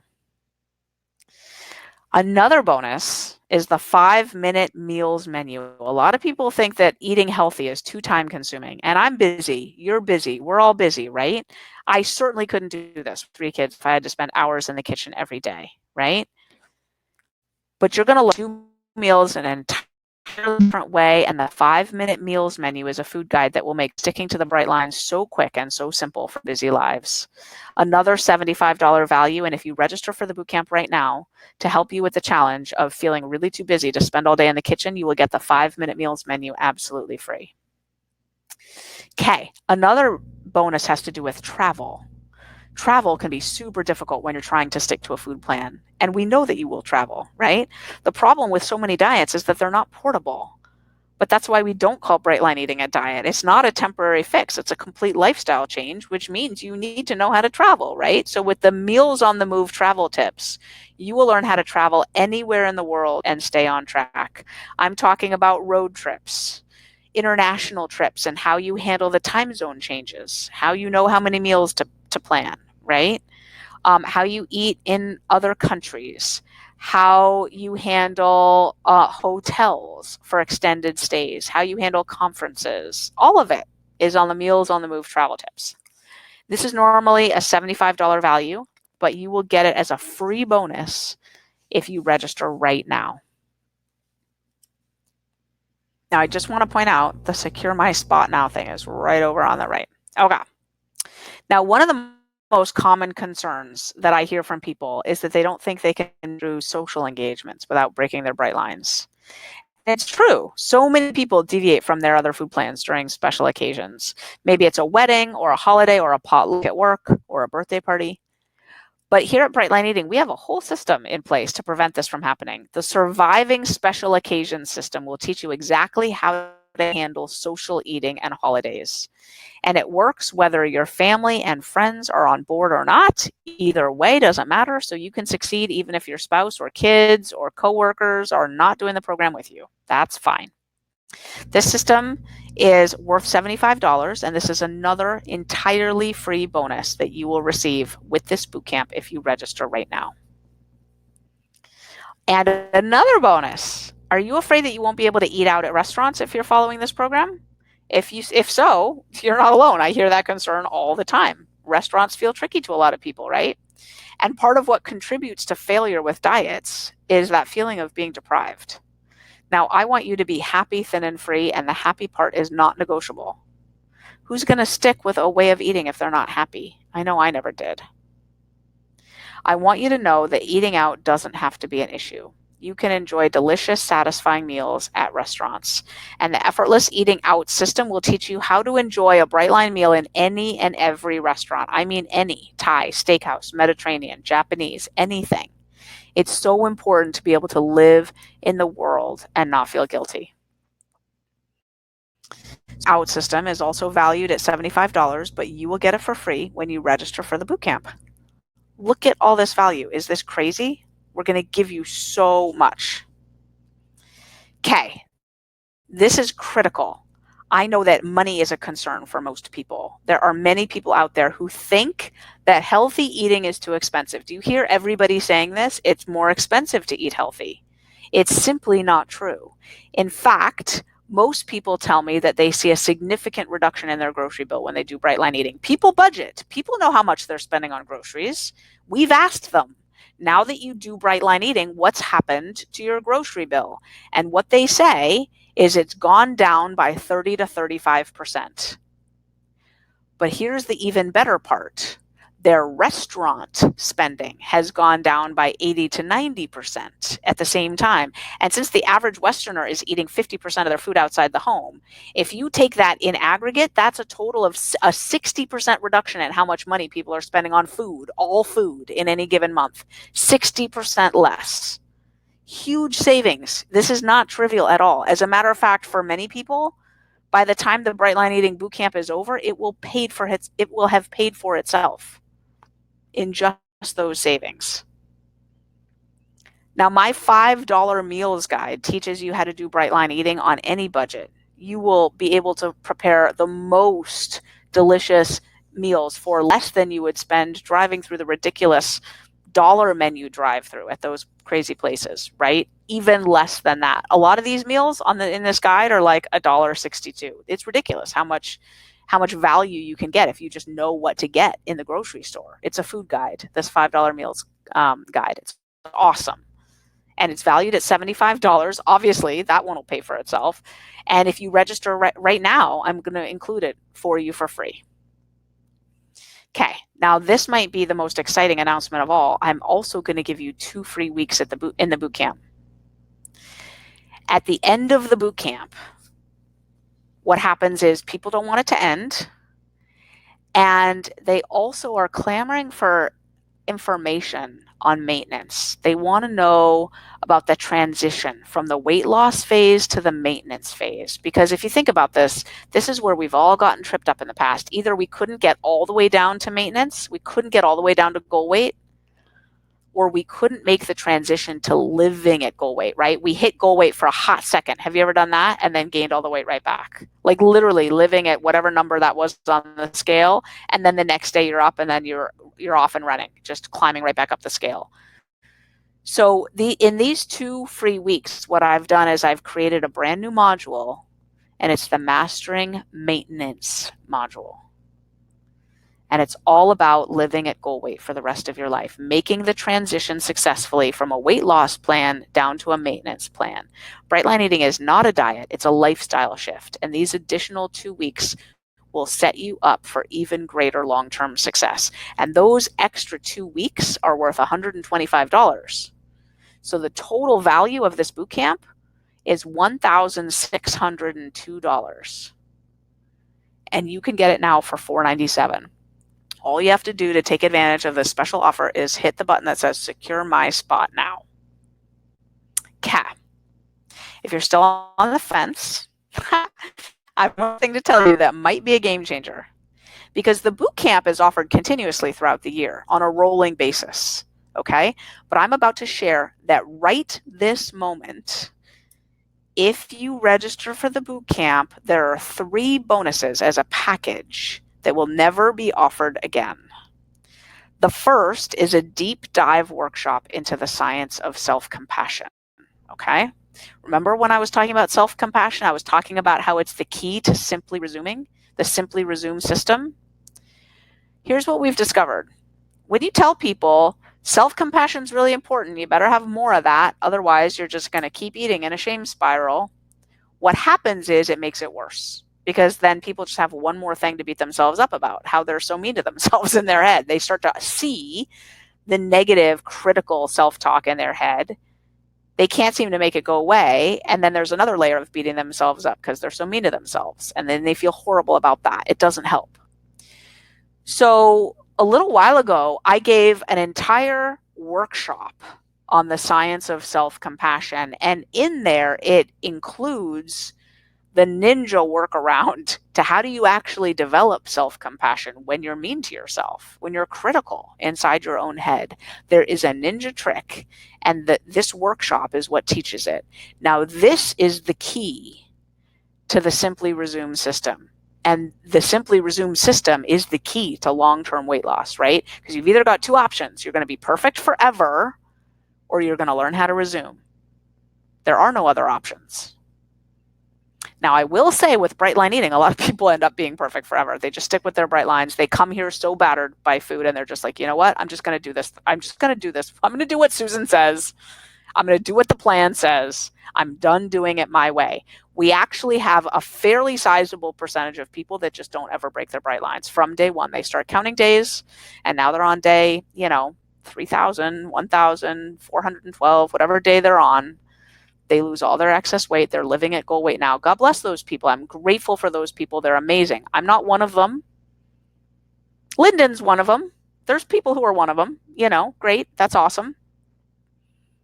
The other option that's the path traveled by more of us is we mess up sometimes, right? We eat stuff that's off our plan, and we learn how to resume. And many of us become ninja resumers, like really good at it, like to the point where we don't gain back any weight, and we don't hate ourselves, treat ourselves badly, become, miserable wretches at all. Like we're okay. We learn how to resume well. And the science of self-compassion is the strategy. It's what works. Okay. So this bonus is so critical. And I'm telling you, this bonus package is never going to be offered again. The other things are, I stopped doing the coaching calls a long time ago. Since the very first few boot camps, I just don't do them anymore. We have fabulous coaches on staff that do the group coaching calls during the boot camp. But for this boot camp only, if you sign up right now, I'm going to do 2 additional live group coaching calls, me personally. So you'll get all the regular calls plus the 2 that I'm going to do. It's going to be so cool. And everyone who finishes the bootcamp, purchases it this week and finishes it and completes the last day experience will be entered into a drawing to win a one-on-one coaching session with me to set you up for the rest of your life. Now, I told you what my coaching is worth, right? This is a valuable thing. Okay. I want to give you a few seconds to make your decision, a few minutes to make your decision. So I want to get back to Lyndon, okay? Do you remember everything she tried? Diet after hopeless diet. Do you remember that heart condition she had where she kept having these near fatal heart events over and over again? And she knew that her weight was the issue. She knew it. Well, when her hope had nearly run out, she tried everything. She found bright line eating. She found it at the beginning. She was one of those first 40 people in that first boot camp in October of 2014. And you know what? It friggin' worked. It just worked. And this is Lyndon today. She's been in a right-sized body for 4 years. And most importantly, she doesn't obsess about her food anymore. Lyndon is living happy, thin, and free. And I want that for you too. And you know what? She doesn't have any heart events anymore either. Like almost never. They're just about gone. And they're not near fatal. Like, when they happen, they're minor.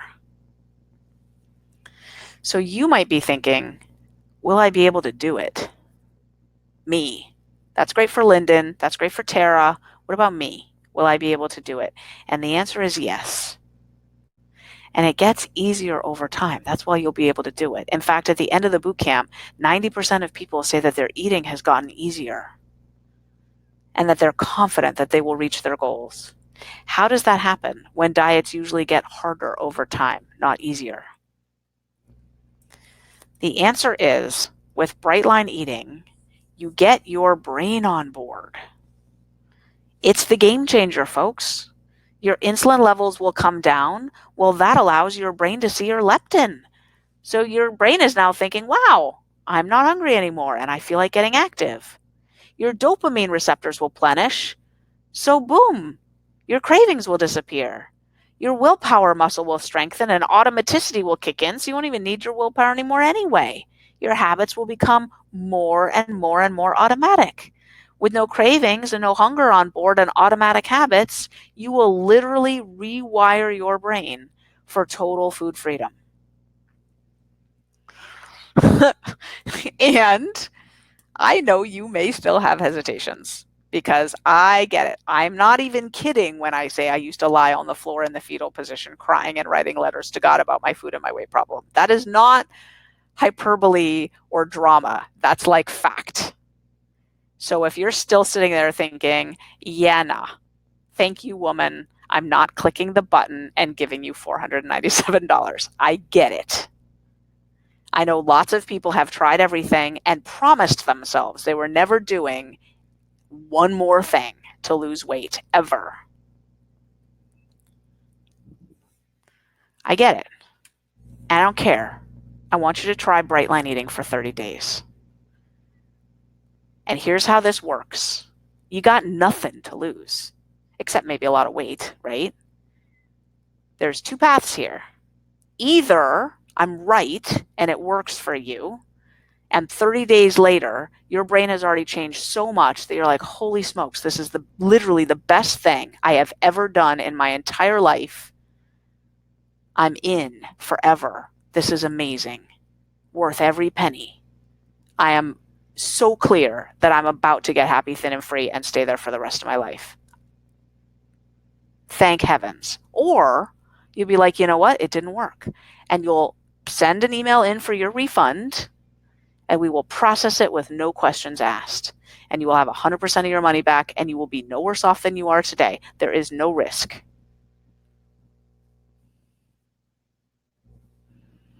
So come on. Click that button. Secure my spot now. Click that button. How would it feel to finally solve that problem? To finally be in a right-sized body? To enjoy getting dressed? To feel like you're not a failure anymore? You got this one solved. You're on your way. To have your joints stop hurting. To feel like you're waking up every morning on the path you were meant to be on. Everything's clicking. It feels good. To like how you look in the mirror. To be able to move freely. To watch your medications go away. One after the other, after the other. You know what? I don't need these medications anymore. To work with your doctor and get off them. How would it feel to know that you're doing everything you can to protect your brain and your heart and your lungs, to live in a right-sized body, able-bodied, until you pass away from something other than one of these degenerative diseases that's killing 63% of people? Because you know what? Your new weight, it's not even the best part. Wouldn't it be absolutely life-changing to free your mind from its obsession with food? I want you to look at these happy faces. The real transformation that happens here at Bright Line Eating, it's best captured in these happy faces, in these after photos. These are just a few of the pictures that people have just spontaneously put up online since we created that open-facing Food Freedom Fest 2018 Facebook group.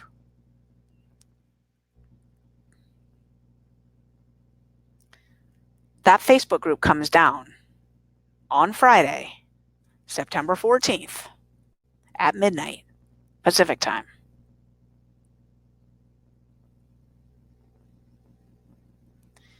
If you've been experiencing it, then you know a little bit about what Bright Line Eating is like. This is no joke. This is real. And I invite you to listen to your highest self and register right now for the Bright Line Eating Bootcamp. This is your last chance. This is it. I want you to take action and not miss out on this opportunity to step into your right-sized body and learn how to live happy, thin, and free. I want to teach you. Come on. You can do it. So thank you so much for attending this webinar. I know your time is valuable. I hope this was well spent. Your free gift, Why Exercise Won't Make You Thin. Let me just check to make sure it can be downloaded right now in the chat. It can. Okay, so here's how this works. You've got two things over on the right. You've got an offer and you've got the chat thread, okay? You've got to minimize the offer to access the chat thread. And you can click at the top of the chat thread to get your free report, okay? Now, here's another thing. There's so many people on this webinar that you don't all get access to the chat thread. That's just the way Webinar Jam works. So the other link up at the top of the chat thread is if you're unable to access the chat room, you can submit your question at that other link, okay? It says that's the second part. If you're unable to access the chat room, you can submit your question here. Click on that link and type your question over there. I will now answer every single question that anybody has, okay? Now I've just re-enabled the chat thread, and I have another question or favor to ask you, which is please mark your question as a question, which means you need to hover your mouse over the chat box and then click to make your question red, like to make it a question. Do you see that? That will help my team. They're going to be feeding me the questions, okay? Feel free to type in any feedback or anything you want everyone else to see, whatever. We're just going to hang out here for a while. Feel free to leave if you want. You've got your free report now. The webinar's over. Please think about it. Please think about signing up for the bootcamp. It's for real, you guys. It is for real. I promise. And I'm here to answer your questions, okay? So let me see. Paige said, oh, you know what? Let me see if I can actually show my video here. Why not? I'm done with the PowerPoint slides, right? You don't need to see a big heart that says thank you. So let me just give me a second here. And let me see if I can. There should be a way. And I've got a little bit of hair sticking up here. Let me see if I can fix my hair. Okay, it's gotta stick up right there. I'm like a Dr. Seuss character. Okay, cool. Yeah, these headsets are not designed for short curly hair. Okay. Hi. Hi, how are you? I'm in my office. This is my office. It looks bigger than it is. All the actual office stuff is over here. Okay. Maybe that's the best lighting. Ooh, I have a box right here. Let's see if I can get better lighting. That good? Okay, good enough. Good enough for government work. We're moving on. Okay. Enough, Susan. Enough caring about what you look like. Nobody cares. Okay, here we go. So many questions. Paige says, greetings from the middle of the country. I'm traveling and pulled over to get Wi-Fi. Thank you, bunny slippers. Can we talk about self-care for a moment? My favorite topic, Paige. Self-care is a concept I've just not yet been able to mentally wrangle. I am a person who in all areas of life runs until I collapse, binge, explode. My aversion to bunny slippers is not serving me well. What is self-care? What does it look like? Where can I learn more? Any favorite resources on this topic? Paige, what a great question. You know, I've noticed this as I coach people, that often people who binge still with bright line eating, they're never letting themselves rest. I'm going to be frank, Paige. I got a question for you. Are you planning to sign up for the boot camp? Because my answers are completely different. Like, the way to learn this is to sign up for the boot camp and to have us teach you. Like, we will teach you how to have bunny slippers. It's an ongoing process. If you're not going to sign up for the boot camp, I'll think about if there's some other resources that I would recommend. But our community is the place to learn this. Like, we're ninjas. Like, that self-compassion bonus, you need that, sweetheart. Just saying. And I get that you may not feel like the boot camp is what serves you right now, which is fine. But I need to know to answer this question. Are you going to sign up for the boot camp? Because my answers are different depending on whether that's a yes or a no. Okay. Camille says, I'm 100% plant-based and I still have a total cholesterol of 225. My HDL is good, but my LDL is much higher than I would expect. I've been losing weight for the past few months. Is it possible that as I lose weight, the cholesterol gets released into my blood? Are there any foods I should eat to lower my LDL and kick ass? Okay, so Camille Q. Um, here's what plant-based people don't tell you. They're telling you that your fat is causing you to have high cholesterol. It's not. It's actually your sugar. So in a plant-based world, you can still eat all kinds of sugar and flour, right? You can have black bean brownies or oat date bars or pasta or whatever. All that stuff is going to keep your cholesterol high. So in the bright line eating way of eating, your cholesterol would come way down from that. A little tip that they don't tell you is that nuts lower cholesterol, so you can actually increase your nuts. That'll help too. Okay. Still waiting to hear from Paige, I think, about whether you're planning to sign up for the bootcamp so I can answer your question. But you may have answered and my team hasn't found it yet. And they're feeding me questions in the chat thread, and I'm still concerned about what I look like. Sorry about that. I just need to, it's not good lighting or something. It's like shadows everywhere. It's not. Okay. I'm over it.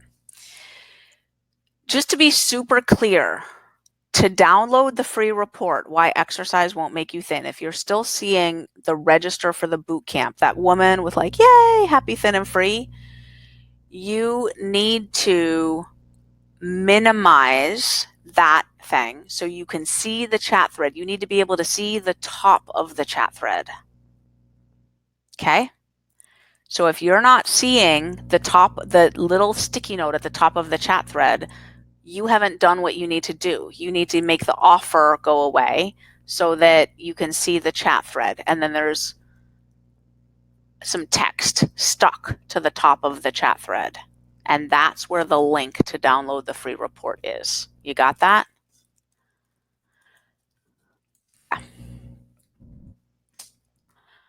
Monica says, no, that's not what Monica says. Monica says, will the ones which are a high score in the susceptibility scale after some time be able to eat again a bit of processed food without falling into the addiction pattern, or is the best option to stay far from that forever? Monica, your question is exactly, I'm translate it into another domain so that it will make sense to you. Will the 3-pack-a-day smoker begin to be able to smoke a cigarette every now and then in the future at parties, just at parties and concerts? Or do they really need to not smoke at all anymore ever to stay a non-smoker and stay healthy? Paige said, I'm all signed up and you look fabulous. We all care. Oh my God, you're hilarious. Thank you, Paige. Okay, perfect. You're signed up. Awesome. Okay. So what I want you to do then is, as you go through the Bright Line Eating Bootcamp page, I want you to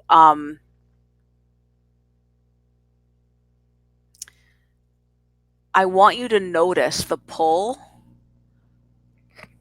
between not letting yourself rest and successfully resting, like putting on your bunny slippers and giving yourself space to do this Bright Line Eating thing. And I want you to post about it. I want you to get really vulnerable and cozy in your online connection and conversation community. Can you do that for me? Can you make friends in there and post in there? And tell them that this is your through line of your bootcamp experience, is like, I don't let myself be, I'm a slave driver. So the slave driver is one form of an inner critic. There are lots of forms of inner critic. There's perfectionists. There's the most brutal inner critic is the destroyer inner critic that wants us to not live, and that's a painful one. There's lots of inner critics that tell us we don't do things well enough, but the sort of slave driver inner critic is like, it just thinks we always have to be doing something, that we never earn a break, that if we're sitting down or on the couch reading a book, that we're lazy, that really we should be doing something productive with that time, right? It's like ticking things off the to-do list is the only acceptable mode of being. And this is a form of inner critic. Now, I will say, Paige, after you get through the boot camp, I want you to become a Bright Lifer, and I want you to do a course called Brightline Freedom. And this is the course where we really tackle our inner critics. So for now, I just want you to watch. I want you to watch how your slave driver thinks that it's not acceptable to put on your bunny slippers and rest. And I'm just going to help a little bit right now. You ready? I'm going to tell you because I know a little secret, which is you grant me quite a bit of authority. So I'm going to tell you, Paige, I want you to rest. I want you to take more time than you think is reasonable to relax during this boot camp, to sit on the couch and do nothing, to be frivolous, to take a bubble bath, to read a Danielle Steele novel, or whatever your equivalent of that is, to hold your teddy bear and suck your thumb. I don't care what it looks like, girlfriend. I want you to find out what true self-compassion looks like, what true comfort looks like. Is it a cup of herbal tea? It's not food, I'll tell you that. Is it a cup of herbal tea? Is it a bubble bath? Is it holding your teddy bear with a hot water bottle on your tummy?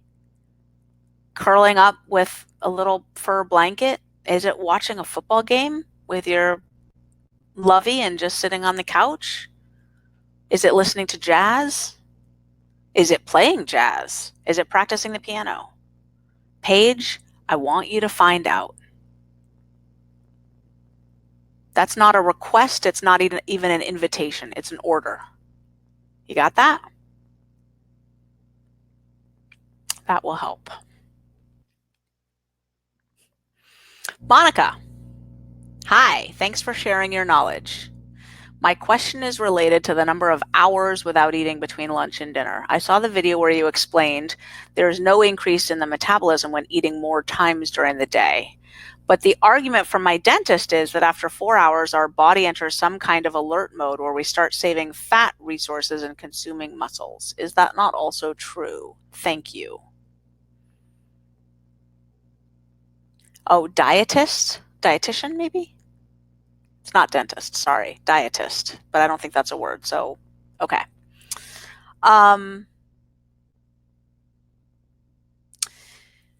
No, it's actually the opposite. So there's amazing research on fasting and how good it is for the body. Actually, going long stretches of time is something the body adapts really beautifully to, and it doesn't break down muscle stores.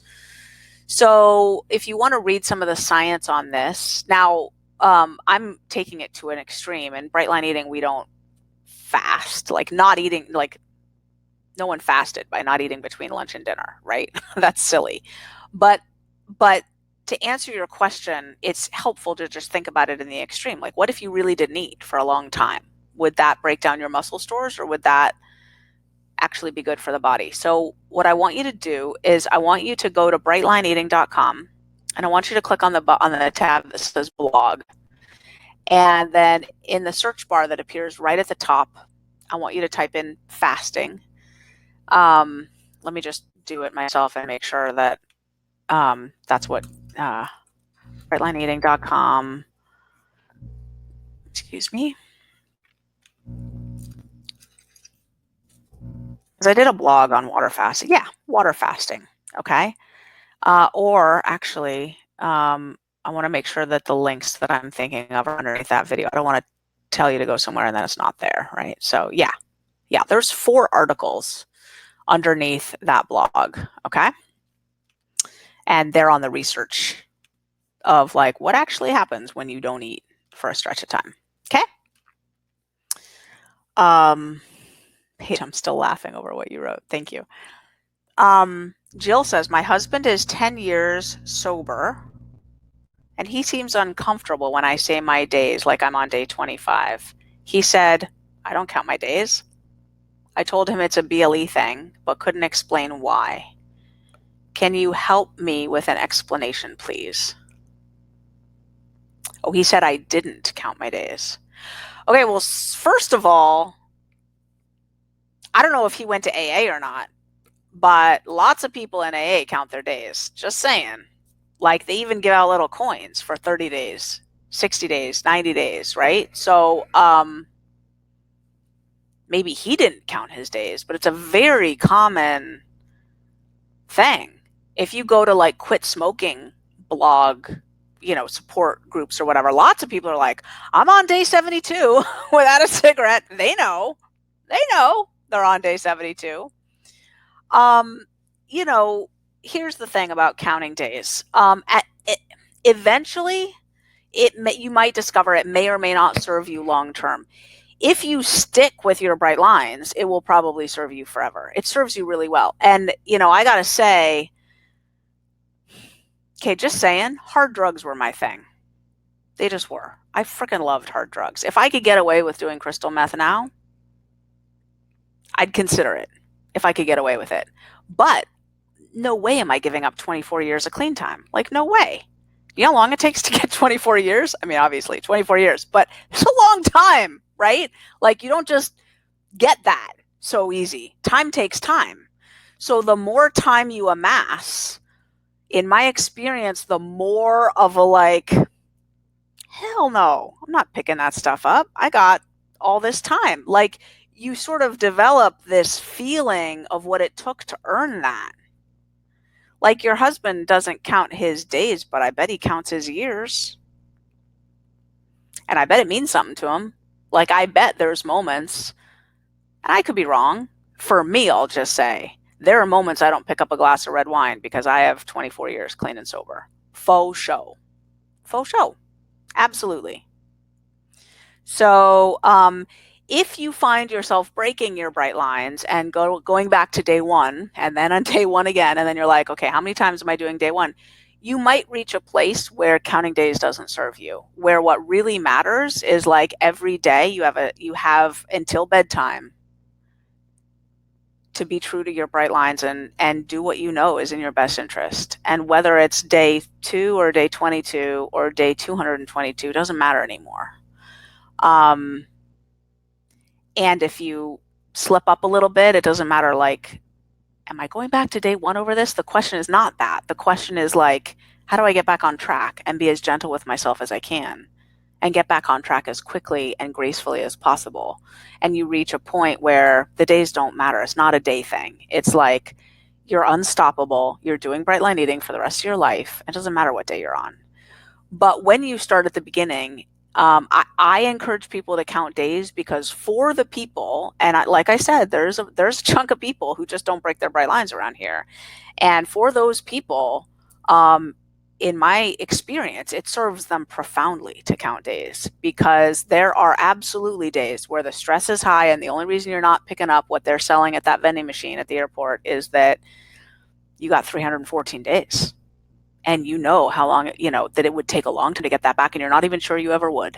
So you're not giving them up. Those days become like things that you don't want to lose. Like it feels tangible.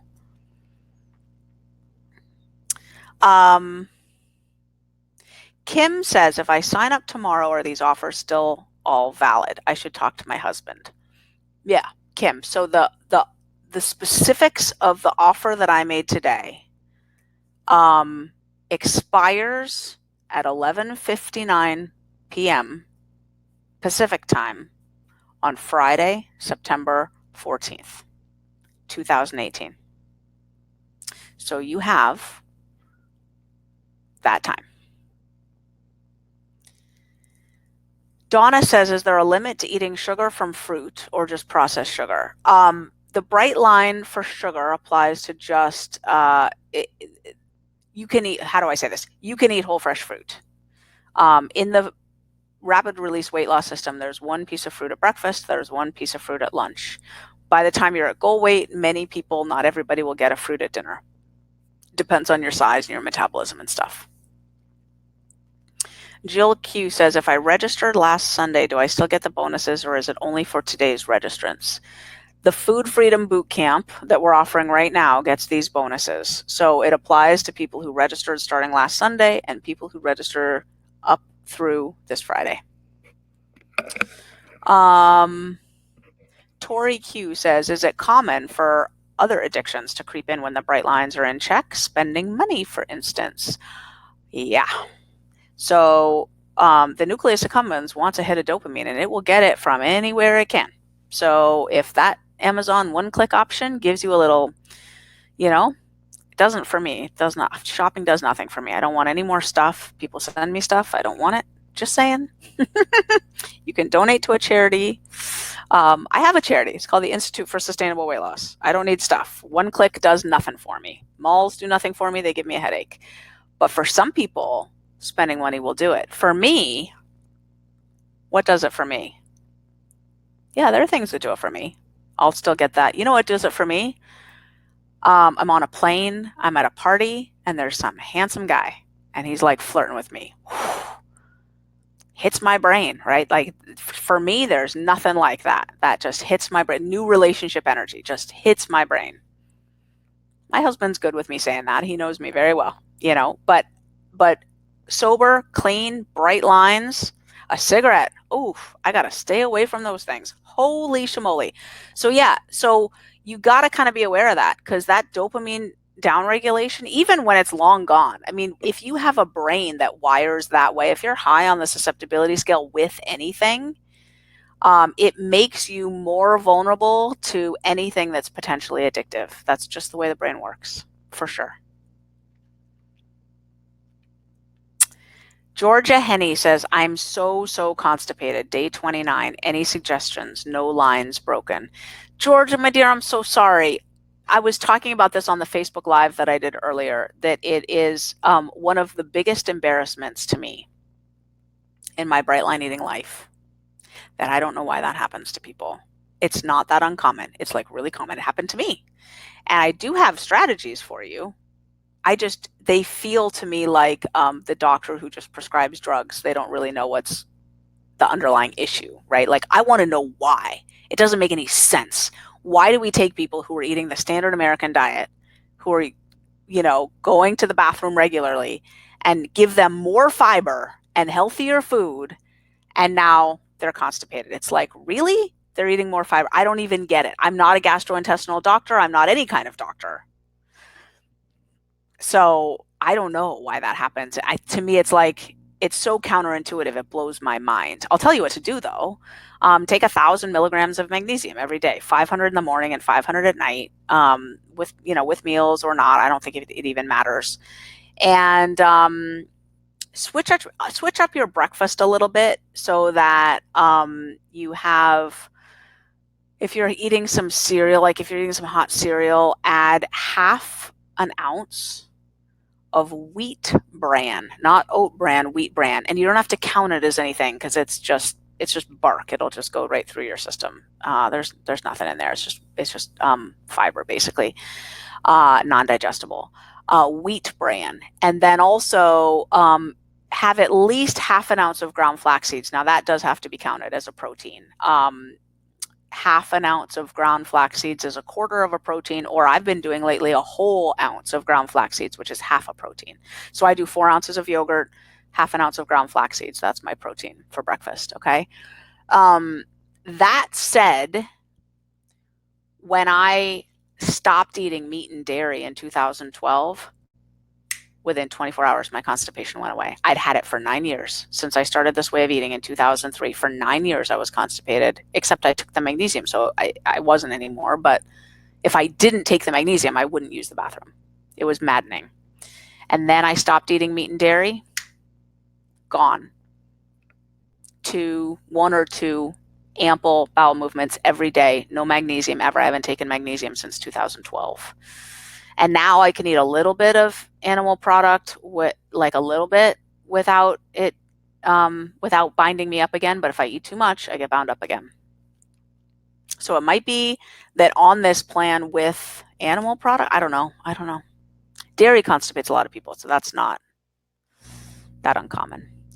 Monica says, are there any physical symptoms in the detox period like a drug addict would have? I'm asking this because 6 days have passed since I stopped eating sugar and flour, and I'm feeling a huge lack of energy. Is that normal?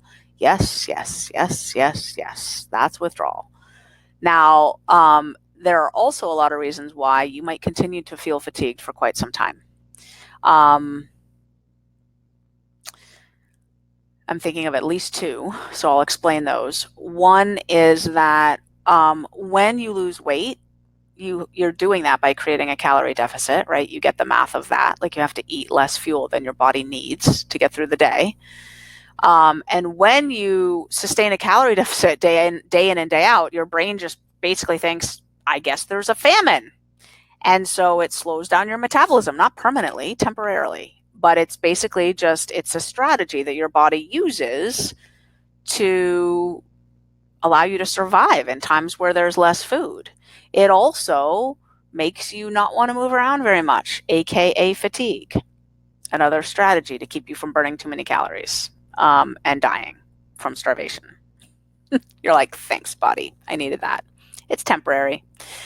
The other thing is that as your fat cells release their fat into the bloodstream, turns out the fat cells are the toxic storage dumps of the body. Every toxin that your liver and kidneys could process, every other toxin that just got stored in your fat cells. And as you release that fat, you release toxins back into your bloodstream. So you're also carrying quite a bit of a toxic load as you lose weight, and that's exhausting as well.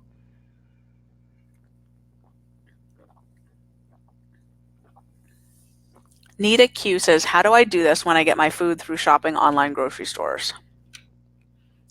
If they don't serve produce, you're going to have to find some way to buy produce.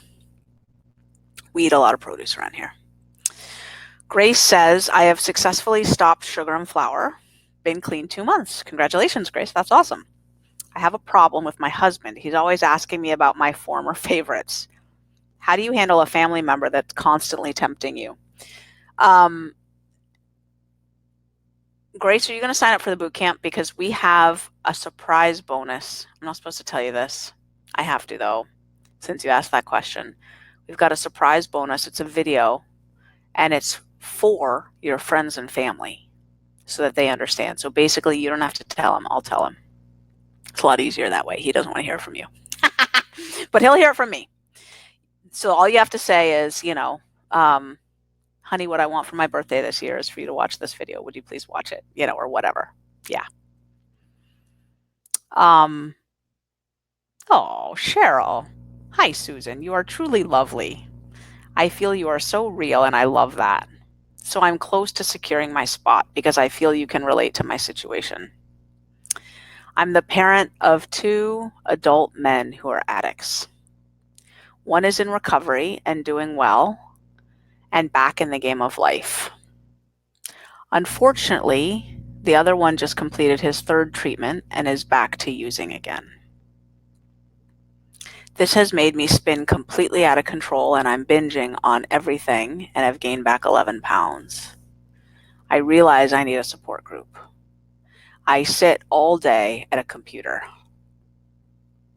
I feel best when I can get out for a brisk walk and clear my head. Is this allowed? Yes. And sweetheart, you need to be with us.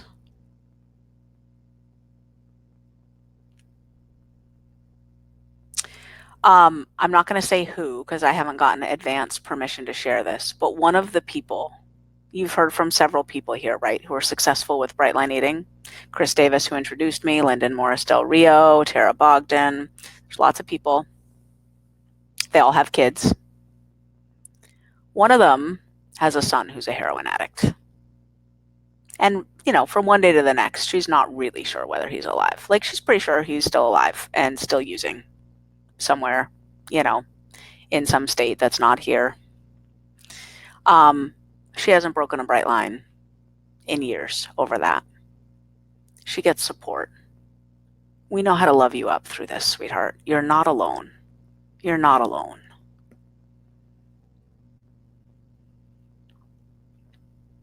You got this, sweetheart. You got this. Just join us. It's like stress and support. The stress is where it's at, and it is the stress bar. It is where it is, and there's certain things you can't do about that.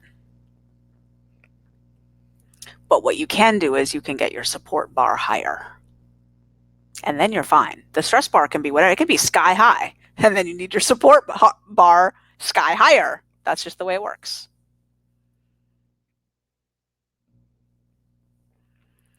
Terry says, what I've heard so far about Bright Line Eating is that it deals with part of nature versus nurture? Do you address the nurture part at all in this program?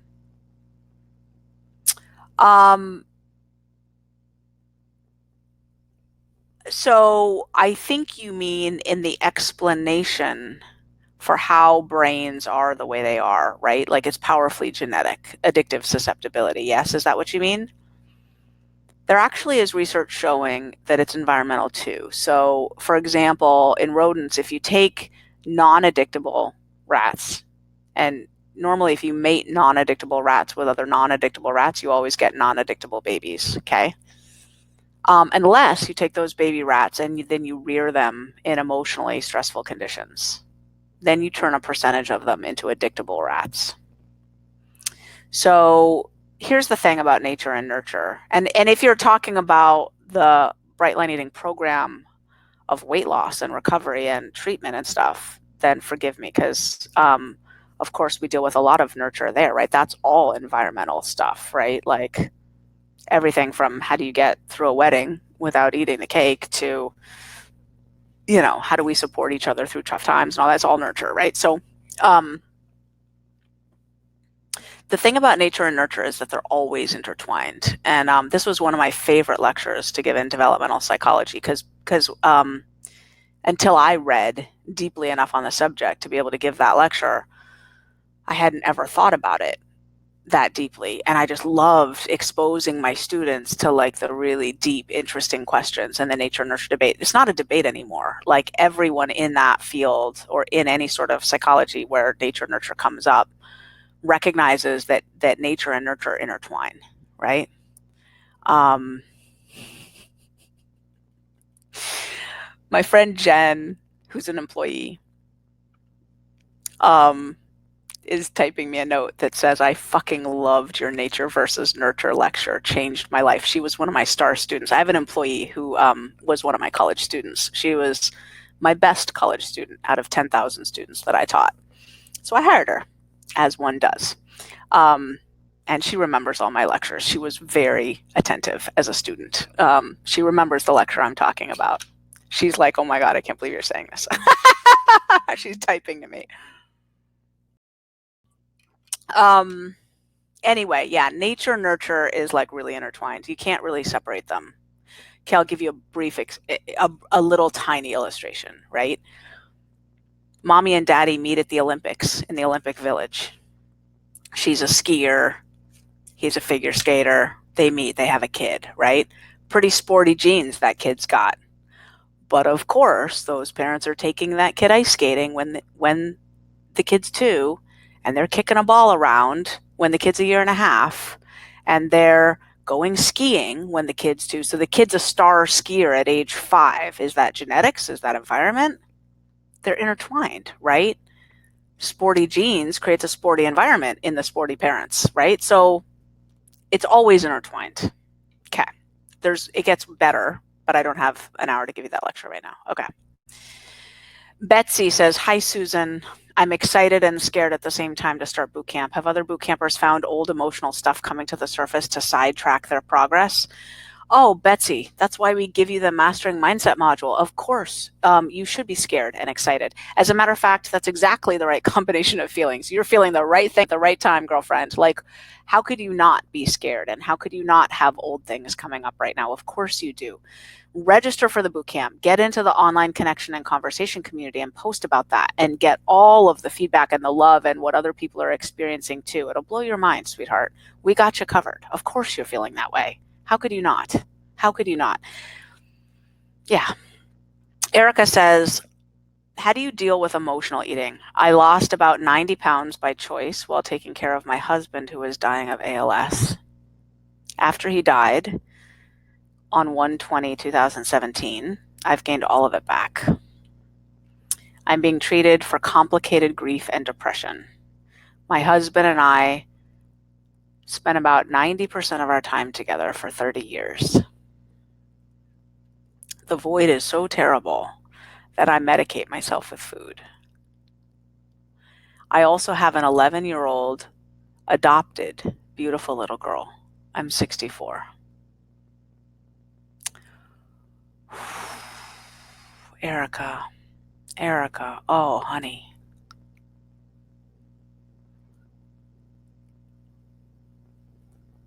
Here's what I believe. First of all, one of my best friends in the world, her mom just died of ALS, and she was staying with me while she was caring for her mom. So I have a little bit of a sense of how horrible it is to watch someone go from ALS. Like, it's horrible, right?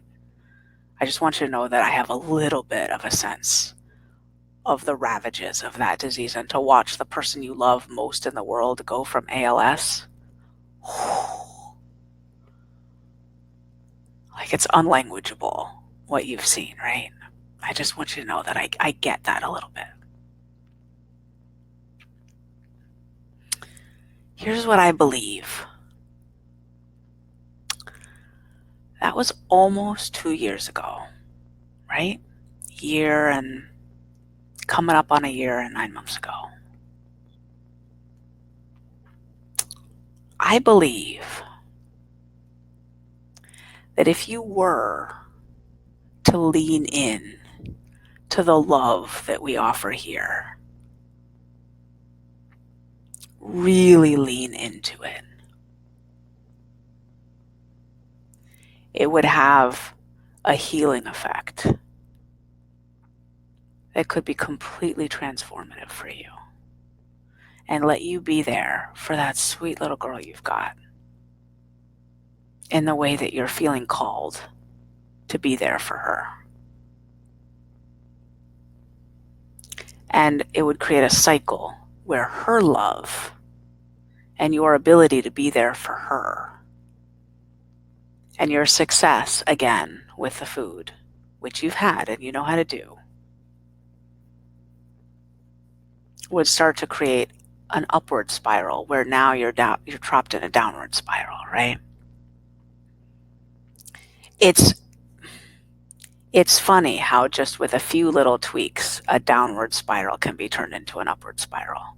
They're not so different, downward and upward spirals.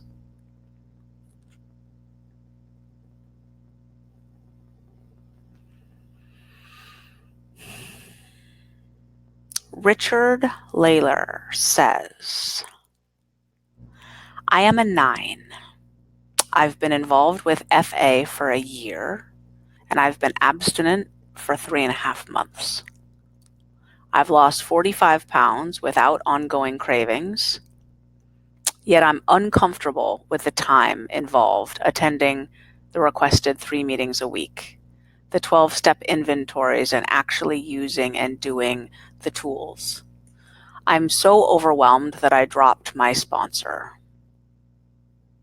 Now, I'm not going to read this part, Richard, because I am not currently a member of any 12-step program, but I don't personally mention any 12-step food programs by name. Now, this isn't really at the public level. This is a closed webinar, but in deference to the fact that, for example, at anything public-facing, like a Facebook Live or a podcast or something that was available to the public, I never, ever mention any specific 12-step programs by name. For people who've been in 12-step programs, you might think I have, because I say enough descriptors that you know which programs I'm talking about often, but I never mention them. Even though I'm not a member anymore of any 12-step food program, it's important to me that my anonymity be kept by myself and by other people, just out of respect, right? There's like 7 or 8 12-step food programs with sizable membership. So if I say I was in a 12-step food program, I'm actually not pinpointing any particular program. That said, back to your question. I liked hearing that you were involved with whatever program, and I wonder if your program has a lighter touch, and how. Also, can I get the link to research on fast time between meals mentioned earlier in these questions? Okay, the fast one is easy. You ready, Richard? You go to brightlineeating.com and you click on the blog tab, and then into the search box that comes up at the top of the blog page, you type water fasting is what the blog's called, water fasting, and there's 4 articles mentioned down below there. I also have other blogs on fasting that you might enjoy watching. Okay. I could talk about the various 12-step food programs forever. Suffice it to say, you're not the only male bailing on FA right now and joining this Bright Line Eating Bootcamp. We can put you in touch with another one. He's been in FA for 20 years. And I have another person that I know that has been in FA for a long time who's probably about to join the bootcamp. And we have several Bright Lifers who come from that program, and we have people on staff who come from that program.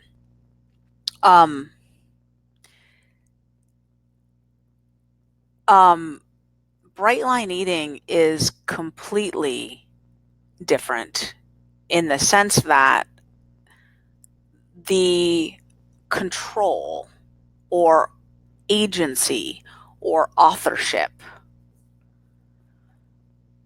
of what you do and don't do rests with you. There is a kind of Bright Line way, but all through the Bright Line way, it's peppered with statements like, yeah, but there are no Bright Line Eating police. Do what makes you free. And here's maybe what is suggested for the majority of people, but that may or may not work for you. Do what makes you free.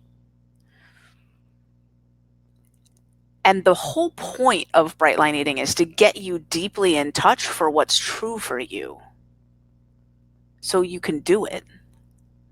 And to give you information about how your brain and your body work so that you're empowered. It's a completely different direction of authorship. In FA, it comes down from on high, right? Here, it's external from the program and from your sponsor and your sponsor's sponsor and their sponsor, right? It's like, here's whether or not you just had a break.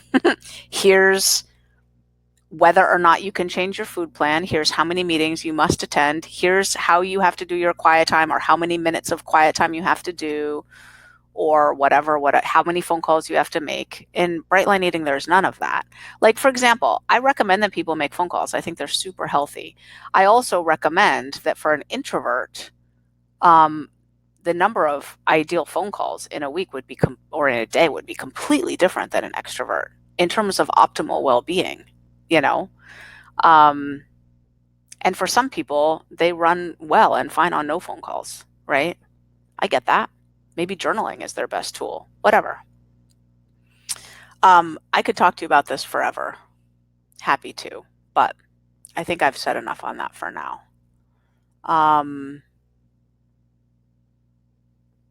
Yeah. Bright Line Eating is entirely online, and it's entirely on you. You will find it very different in terms of, like, if you come from an FA background, be careful that your addiction doesn't say, well, the cat's away, the mice will play, right? You're going to have to step up, Richard, and do what makes you free, right? Just because nobody's telling you to do it doesn't mean that you ought to do it, right? In Bright Lifers, which is the program that comes after the boot camp, we've started something called the Gideon Games, which in my experience provides the best substitute. It's actually even better than the kind of social pressure that FA uses to keep people abstinent. The Gideon Games is a contest where small groups of 10 people compete for the most Bright Line days. So I would recommend you get into Bright Lifers after the boot camp and that you register for the Gideon Games. I think you'll like that a lot. I created that when I was kind of looking around and going, okay, how do we create a safer container for people to really feel like it matters whether they eat or not, right? Like, it has to matter. Christy says, will we have access to the program forever? Yes. Deb says, as a Bright Lifer, I signed up for this boot camp a few days ago. Will I also receive the 9 extra bonuses you talked about tonight? Yes. Nita says, can I get produce through canned foods? Yes. These are easy, guys. Thank you. Read the ingredients. Make sure there's no sugar in there. Joe Ellen says, question, is meditation key to this process? It's pretty important. It's in there. And when you register for the bootcamp, we actually have created a meditation course that you get a new 10-minute meditation track every morning that goes with the themes that you're learning in the bootcamp. So for people who are just learning to meditate, that can be a really great tool. I used it after I'd been meditating already for well over a decade on a daily basis, and it was wonderful.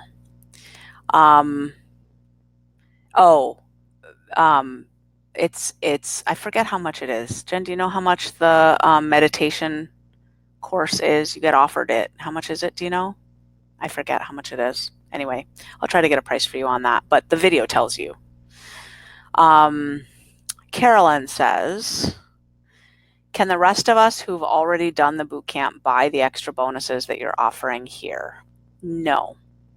But if you've already done the bootcamp, to redo it's not that much. So in Bright Line Eating, we don't have a recidivism model like Nutrisystem and Weight Watchers or whatever. They expect you to fail, and then they expect you to come back again and pay full price again. We don't do that. People redo the bootcamp mostly not because they failed, but because they loved it so much. They're in right-sized bodies and they just want to go through it again. It's crazy. Or they just want to like shore up their lines or whatever. They want to refresh, or they just want the bonuses that I'm offering. So if you've already done the bootcamp, I think it's not $497 for you. I think it's $297. And if you're a Bright Lifer, I think it's only $97. So, to get that, go to support.brightlineeating.com or go to your bootcamp website, and maybe there would be a banner that says if you want to register for the bootcamp. Like if you go to your bootcamp website, it would be cheaper to do that than to buy all those bonuses. Sandra has a great question. What is the biggest hurdle that I will encounter in the bootcamp? I know I can finish a half marathon and do a triathlon. Okay, sprint. But I cannot get the scale to move, even only eating 900 to 1100 calories. Also, where can I ask a personal medical question related to the Brightline Bootcamp?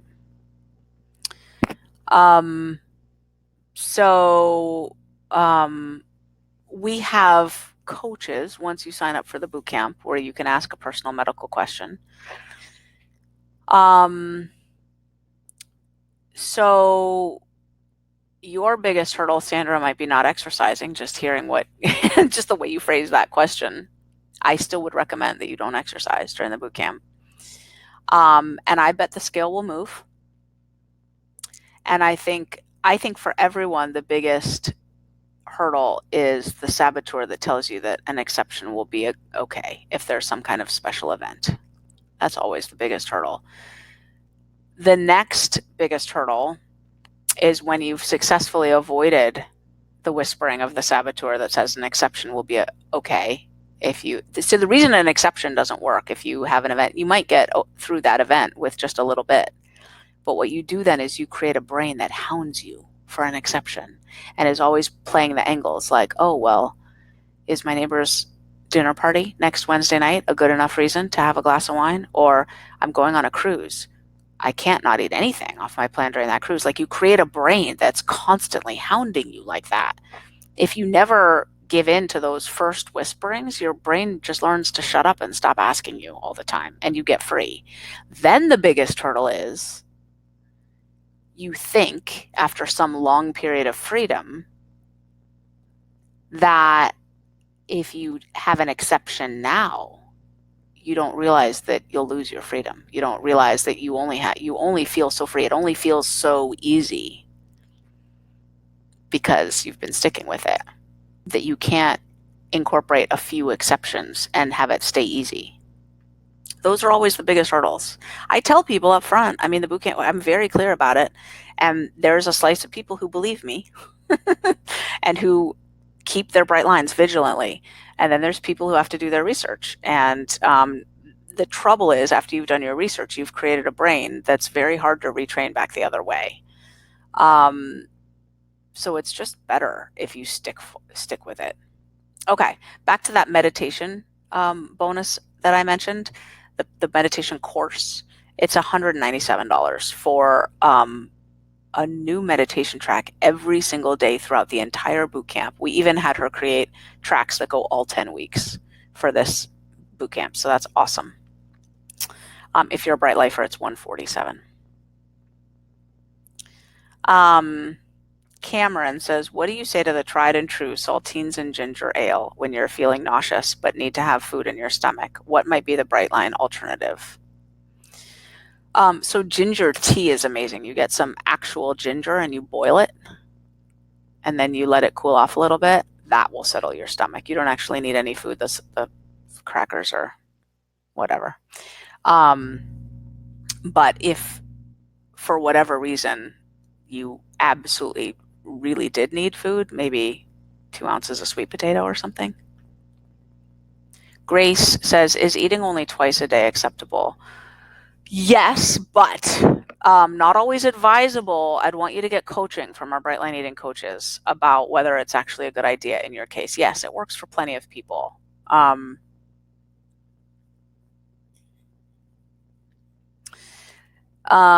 Cynthia says, if exercise doesn't help jumpstart weight loss and Brightline Eating affects many people's levels of cholesterol, A1C, etc., how much exercise should we really be doing in the long run? So Cynthia, here's the thing. Exercise is good for everything else but weight loss. Exercise is good for your memory and your muscle tone and your sex drive and your self-esteem and your strength and your cardiovascular health and your brain. So it protects you against Alzheimer's and dementia. Like, exercise is fabulous. I don't want you to not exercise. I want you to exercise as much as you can possibly incorporate into your life. Your body was designed to move all the time. The only reason that I'm asking you to take like about 4 months as ideal to not exercise is because experience shows that your odds of actually beating this weight thing are really, really low if you don't give yourself the space to create the automaticity with your food. The automaticity is key. But if you think about it, it takes willpower to set up new habits, right? I mean, ask me. I've been trying to get my kids to brush my teeth, their teeth twice a day for a long time. It's not automatic yet, right? So I want you to exercise. How much should you be doing? I'm not an expert in exercise physiology. Find stuff that you love to do and do it. I mean, an hour a day if you can. Nobody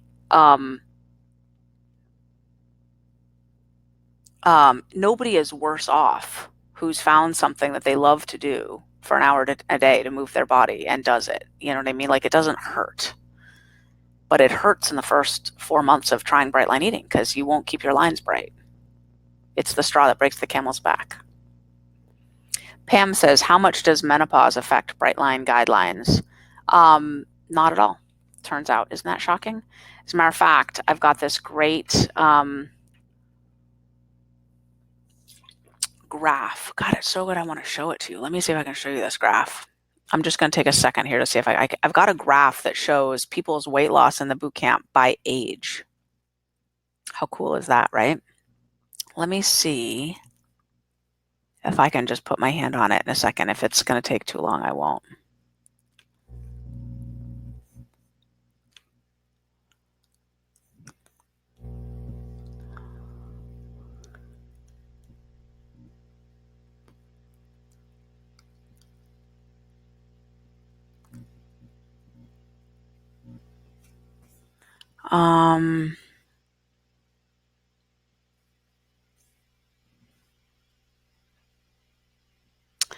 I've got a copy of it, but it's a crappy graph. That makes me mad.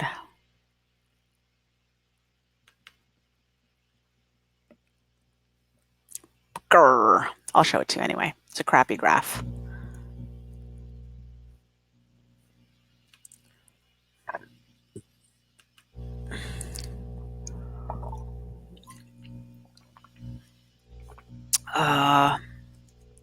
This is taking too long.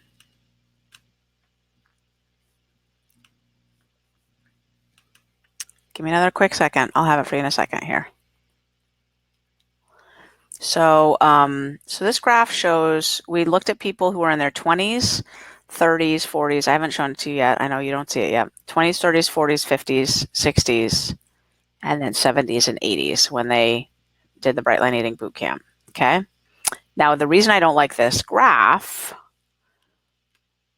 is because on the y-axis, when you see it, you'll see that it doesn't go from 0 to 19. I want this graph to go from 0 to 19 on the y-axis. So because it doesn't, I have to explain what you're looking at. So okay, now I'm ready to show it to you. Okay, here we go. Okay. So here's boot camp weight loss by age. The average is 17 pounds. But the reason I'm mad that it doesn't go from 0 to 19 on the y-axis, it starts at 14, is because it starts already at 14 pounds, it's magnifying the differences between these bars. The reality is that these bars are all the same height. And if this went from 0 to 19 pounds, what you would see is very little fluctuation, right? 15.71 to 18.33, that's almost no difference. Like the average is 17 pounds, and these are a pound and 1.3 pounds more than that. And these guys are 1.29 pounds less than that. But everybody's basically at 17 pounds, right? And that kind of becomes obvious when you realize, well, the 20-year-olds and the 50-year-olds are the highest bars, and the 30-year-olds are like one of the lower bars. That doesn't make any sense, right? These are mostly women. These are like 95% women. And clearly, there's almost no difference. Women who are postmenopausal do as well on the Bright Line Eating Boot Camp. Now, that's bizarre because everybody knows that it's way harder for women to lose weight after menopause. Everybody knows that. But not in Bright Line Eating. Booyah. So I went to my friend Jay Tita, who's one of the world's experts. He has his Ph.D. is in, I forget, nutritional biochemistry or something, but he's one of the world's experts in the hormones of female fat loss, like the hormonal things that are hormones and exercise and diet and women's weight loss. And I showed him these data and he said, holy shit. I said, I know, dude, we need to talk. And this was in LA like a year ago or something, 6 months ago, whatever. And I took a tape recorder because I knew he was going to dish the good science. And I was like, yeah, okay. So I said, here's the thing. I'm pretty sure, and I'm just going to come back to you here. You've seen enough of this. I was like, I'm pretty sure that what's happening here is that my people don't eat sugar and flour ever.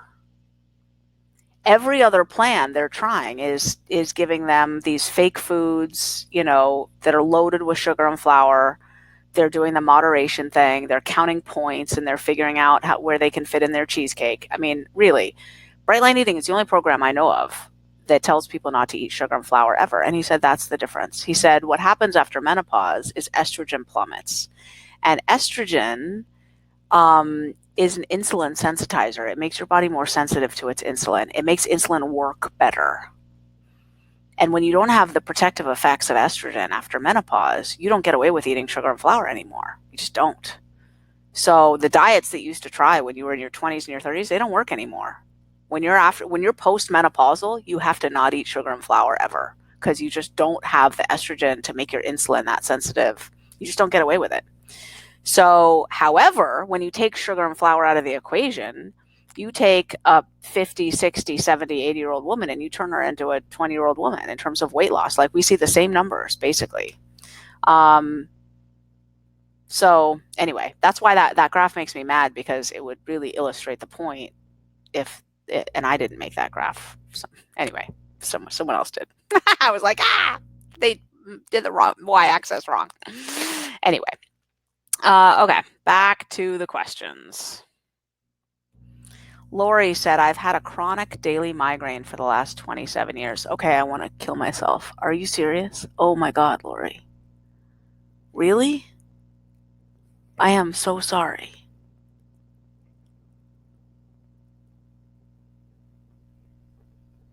Wow. I'm not sure which foods are actual triggers for me, but I know a few. But how will this fit in with my food choices with bright line eating? Have other people with chronic daily migraines been successful in this program? Any lessening of their suffering from migraines or fewer migraines?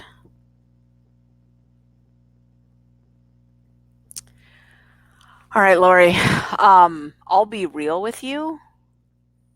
I don't know anybody that has had a chronic daily migraine.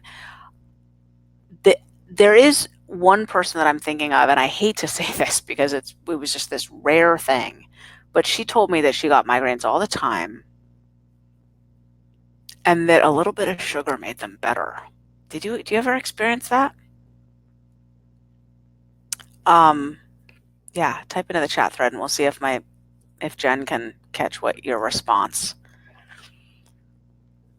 It was actually the one time in my entire professional life doing this that I actually okayed someone to eat a little bit of sugar for her migraine, and it helped her, I guess. I don't know. I didn't follow her case long term, so I'm not sure if she got happy, thin, and free with that on board or not.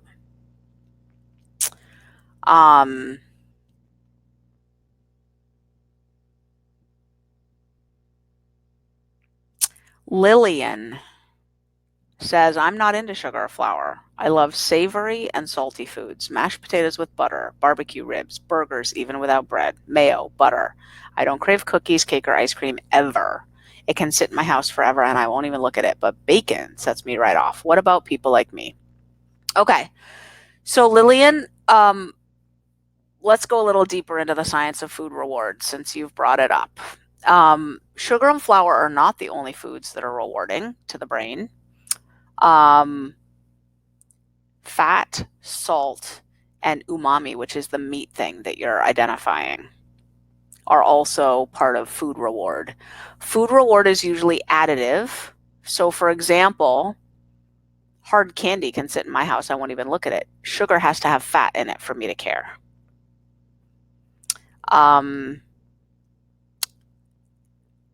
Flour by itself, not that interesting. Add some fat on it, now I'm interested, right? So food reward tends to be additive. And without enough sort of stuff in it, like salty broccoli, nobody's leaving their house in a snowstorm to get some salty broccoli. Probably not even salty, buttery broccoli. But you put that broccoli on pizza and add some flour to it, and you know what I mean? So anyway, so it seems like your brain has skewed toward the umami side, and you're not alone. You're not alone. So here's what I've found. In general, sugar and flour seem to be either alone or in combination, seem to be the substrate for most people's addictions. And when you take fat, if there's no sugar and no flour, and you have to weigh and measure it, right? In bright line eating, you get a tablespoon of fat. It doesn't, like, it's just not enough to gorge on, and you're weighing it. That usually doesn't trigger the addiction. You, Lillian, are going to have to be careful with the meat, okay? You might be okay because you're measuring it out, 4 ounces. I would let go of bacon forever. It's not going to serve you. And in bright line eating, you have to watch foods that trigger you. Like cheese is on the food plan, but cheese can be addictive. There are casomorphins in cheese. They're addictive. And for a lot of people, if they put the cheese on the food scale and measure 2 ounces of it, they're fine. For other people, just because the cheese is in the house, they'll binge on it. So you're going to have to watch what works for you, essentially. Annie Hodgkin says, do you recommend this program for type 2 diabetics on insulin? Well, since I have my graphs up, let me show you another graph. Here are the medical changes for people doing the Bright Line Eating Boot Camp. Check this out. In 8 weeks, people decreased or eliminated their medical treatment for the following conditions, meaning their medications, right? Type 2 diabetes, 72% in just 8 weeks. Look at this graph. Yes, I recommend it. Complete remission is commonplace. Commonplace. Dime a dozen. I'm not promising. I'm not a doctor. I can't promise you a thing. I can predict based on averages that your diabetes will go away if you stay on the Bright Line Eating Food Plan. That's an average for people who stick with the Bright Line Eating Food Plan. And since you said you're on insulin, Annie, let me just tell you, you got to work with your doctor really closely because it's going to be like a day, day and a half before that insulin needs to be adjusted, is my prediction.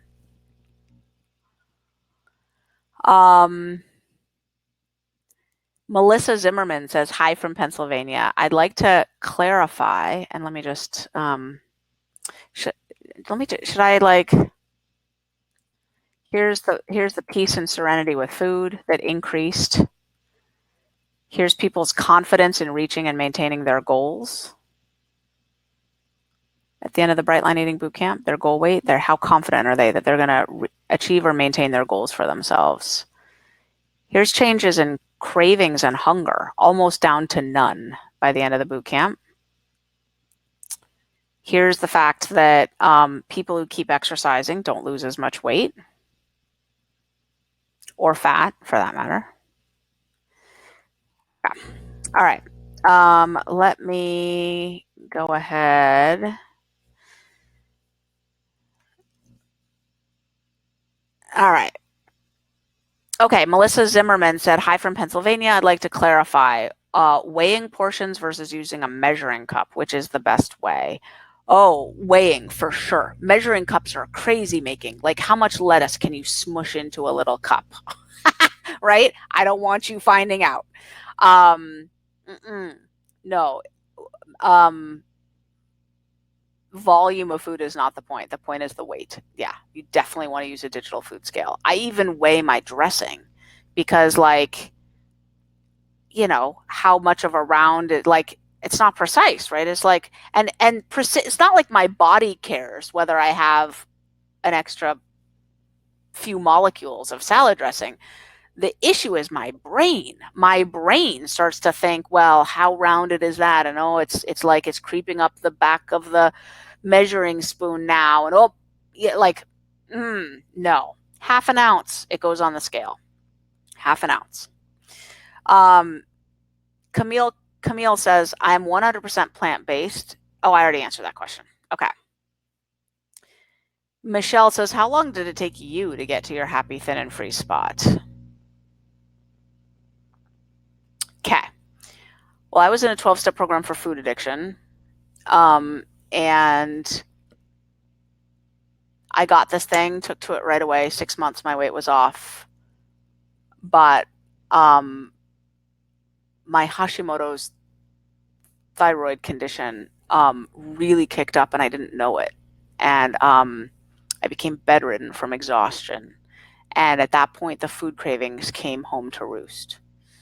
And they didn't go away. And I was isolated. We just moved to Australia for my postdoc. I was isolated. I tell this story in my book.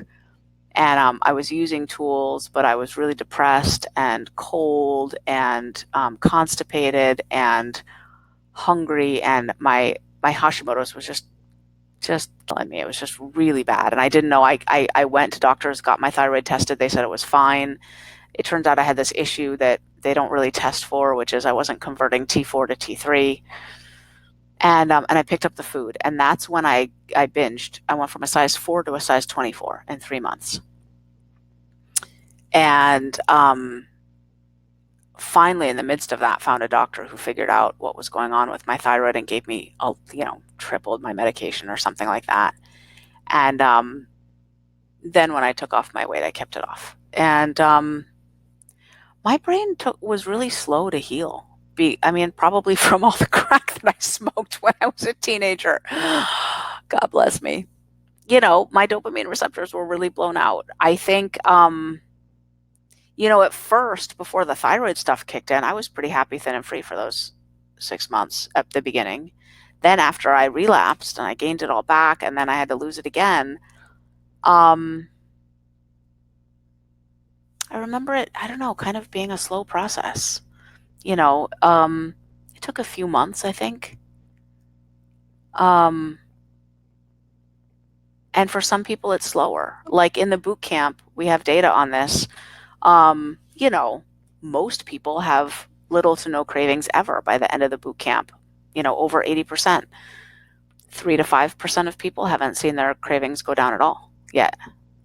And I was like one of those. It took more than 10 weeks for my cravings to go away.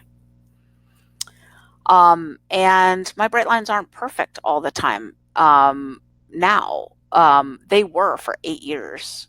And then doing this business, this bright line eating thing, with the kids and throwing off my schedule and stuff, what happens to me is if I break my bright lines, I get back on track really quickly. I don't beat myself up. But I notice that it robs me of quite a bit of my freedom, right? And I have to earn back a brain that's not, making a play for an exception, And usually, if I'm vigilant for a stretch of days, I'm free again. Now, I earned the rapidity of that, like how quick I can get free again. I've been doing this for 15 years, and I calculated it, 96% of those days have been bright line days. You know what I mean? So that's a lot of bright line days. And that means that the grooves in my brain that are the fiber tracks for all the suite of sets of behaviors, of habits that make up a bright line day, those grooves are really deep for me. I've been doing this a long time, Before this, I had 28 years of living life and eating the other way, eating whatever I wanted and trying to diet and all that junk that you do before bright line eating. And then 15 years, but they're more recent years, right? They're more available to the brain. Those fiber tracks are they're present, right? So I'm not always perfectly free, but pretty darn close. I'm not one of the people around here that's perfect. We have people who are more perfect at doing this than I am. It's all right.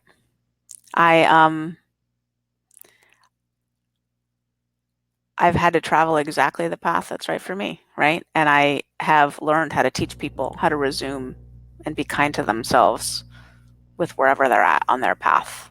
And freedom is worth it. It is so worth earning the freedom.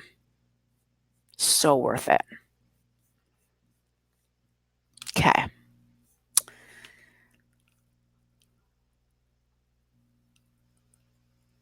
Judy says, I love this info in the video. My weight is fine, but I do fight cravings. Can I buy the cookbook? I feel I don't need the boot camp.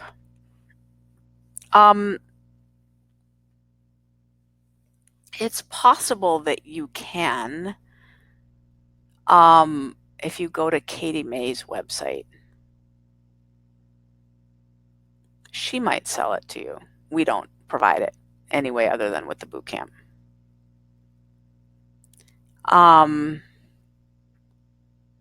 Cheryl says, can you take a pause during the boot camp, or do you have to watch each video each week? For example, you might not be at goal weight, so you might want to delay watching the maintenance week. Yes, Cheryl, you can consume those videos in any order, any way you want. I will give you the one little thing, which is that at the very end of the boot camp, like when the 10 weeks of time have passed, there's something called the last day experience. And you need to do that on a given day. You have agency over when you decide to do that. And for that day, you're locked out of all the other videos. You have to do your last day experience that day. And then as soon as you complete your last day experience, you go back to having lifetime access to all the rest of the videos. So you could delay as long as you want watching any of the sets of videos and get to them later for any reason. Because once they get released, you can't get them early, but once they get released, week 1, week 2, week 3, from that point on, you can watch them whenever you want. and you can delay as long as you want. Totally.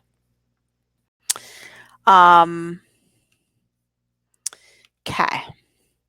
Deidre says, yesterday evening you mentioned the word bland in conjunction with spices.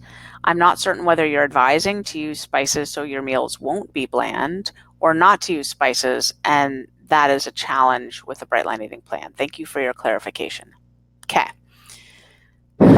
This is a huge controversy in Bright Line Eating. Okay. How do I say this?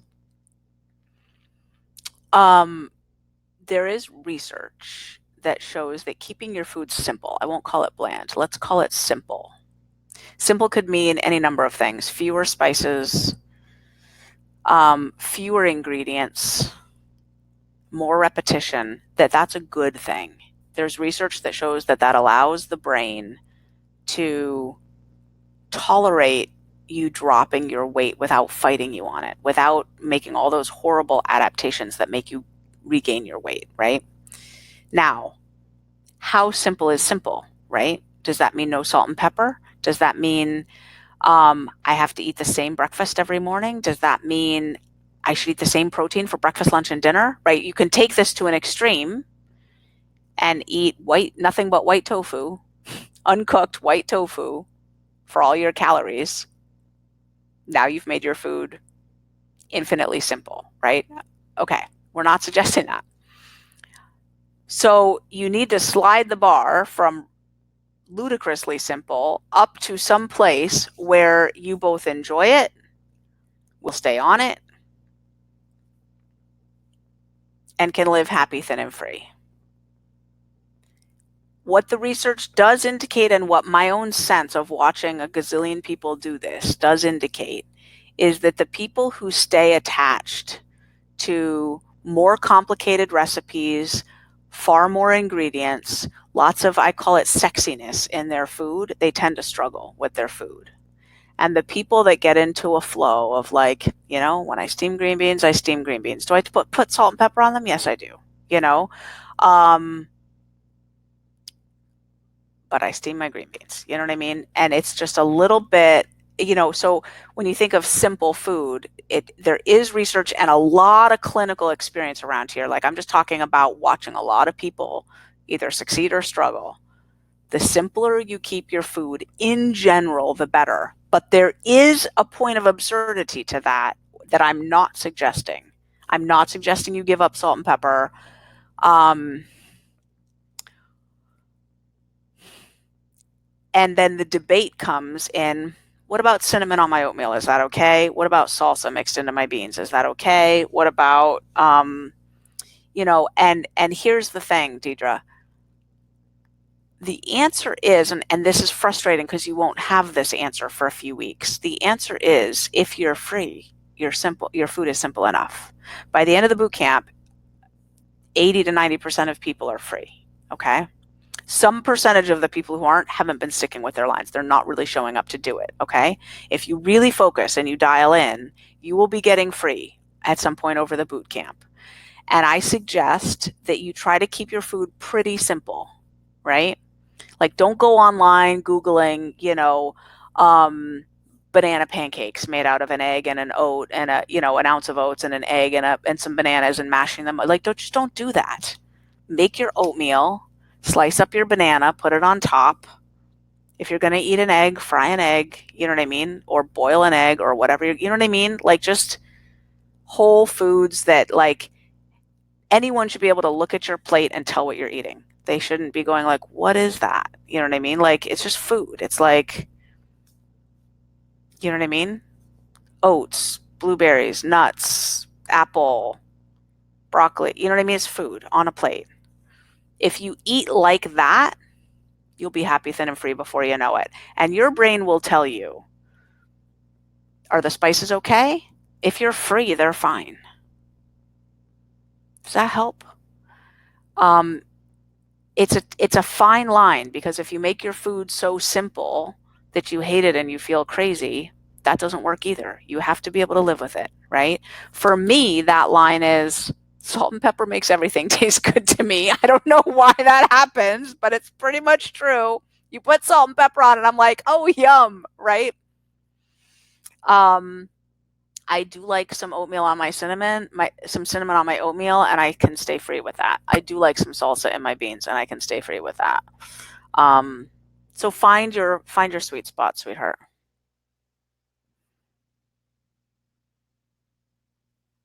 Okay. Rapid fire questions. Can I eat corn tortillas and use stevia? No and no. Cameron says, if processing is the issue, why is honey a no? It's not the only issue. There's another issue and I didn't get to it. The sweet taste buds on the tongue have a direct connection to the addiction centers in the brain. Anything added to your food to make it sweeter will trigger the dopamine release. Nita says, since flour is bad, is cornmeal okay? Kind of. Polenta does count as a grain in bright line eating. Cynthia says, last night you mentioned that you don't recommend eating smoothies. I'm wondering about pureed soups and bone broth. What are your thoughts? I don't ever eat pureed soups. It's not recommended that you drink your calories like that. It might be okay for you. You could try it. I'd wait till your brain is healed till after the boot camp. Bone broth, I think we have an FAQ on bone broth in the, if when you get in there, you can click on the FAQs, and I think it needs to count as a protein serving or a part of a protein serving. It's okay, bone broth, if you really want it. Can you eat pasta at any time during the boot camp? There's pasta made out of beans that's not made out of flour, and I think the brand is, or it used to be, Explore Asian. It's got like 20 grams of protein and 20 grams of fiber or something crazy like that in a serving.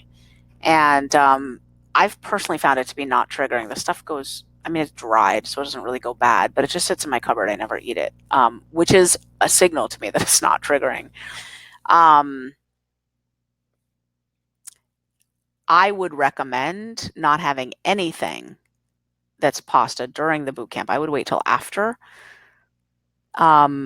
Because this sounds weird, but the shape itself, like just the thought of it kind of can be triggering. That's through classical conditioning. Like if anything associated with something that's been triggering to you in the past, like I would really recommend that people avoid mimicking other things with your food. Like don't take sweet potato and yam and mash them up and add cinnamon and nutmeg and think that you're eating pumpkin pie. Just stop. Like you don't eat pumpkin pie. Stop eating pumpkin pie. Whether it's fake pumpkin pie or not. You don't eat pancakes, you don't eat pasta. Just stop. Just change your identity. And then way down the line, when you're a bright lifer, if you want to explore the bean pasta thing, you can look at it. But I would just change your identity first. Rachel says, hi, is any type of sugar possible? Stevia, xylitol, dried fruit? No, no, no, and no. No dried fruit. What happens when you dry the fruit is the concentration of fructose way overpowers the fiber and you get a completely triggering effect in the brain. Anyone who's eaten dried fruit knows that. Right? Okay. Suzanne says, is a veggie chili acceptable on the food plan? Say 1 cup, also a black bean pasta that's gluten-free. Yeah. So I just talked about the bean pasta. A veggie chili could work. Yeah. There's actually some recipes floating around in our community for a really good just homemade chili. It's really good. That's vegetarian.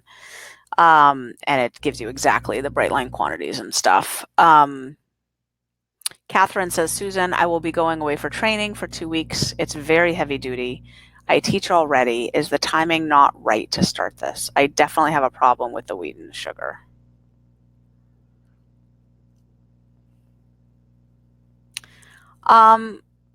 Could be, Catherine. It's hard for me to assess whether your timing is not right because I'm not in your skin. That's a question for your highest self. Like you're still, I don't know whether it's here or down in your gut, right? Like somewhere in here is your answer. You have several options. You could sign up for the boot camp right now to get the bonuses, and then you could activate your boot camp when you get back.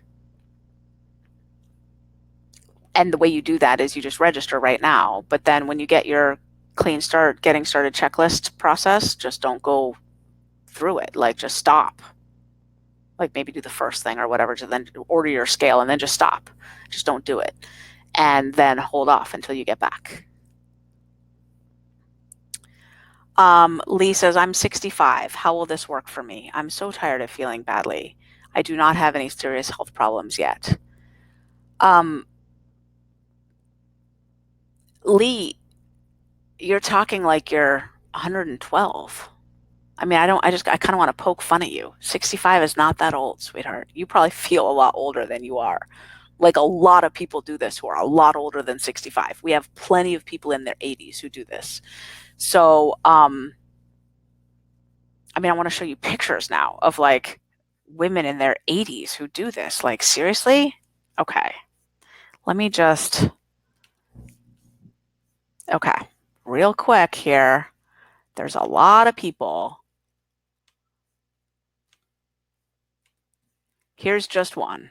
Here's Patricia Smith. She's 66.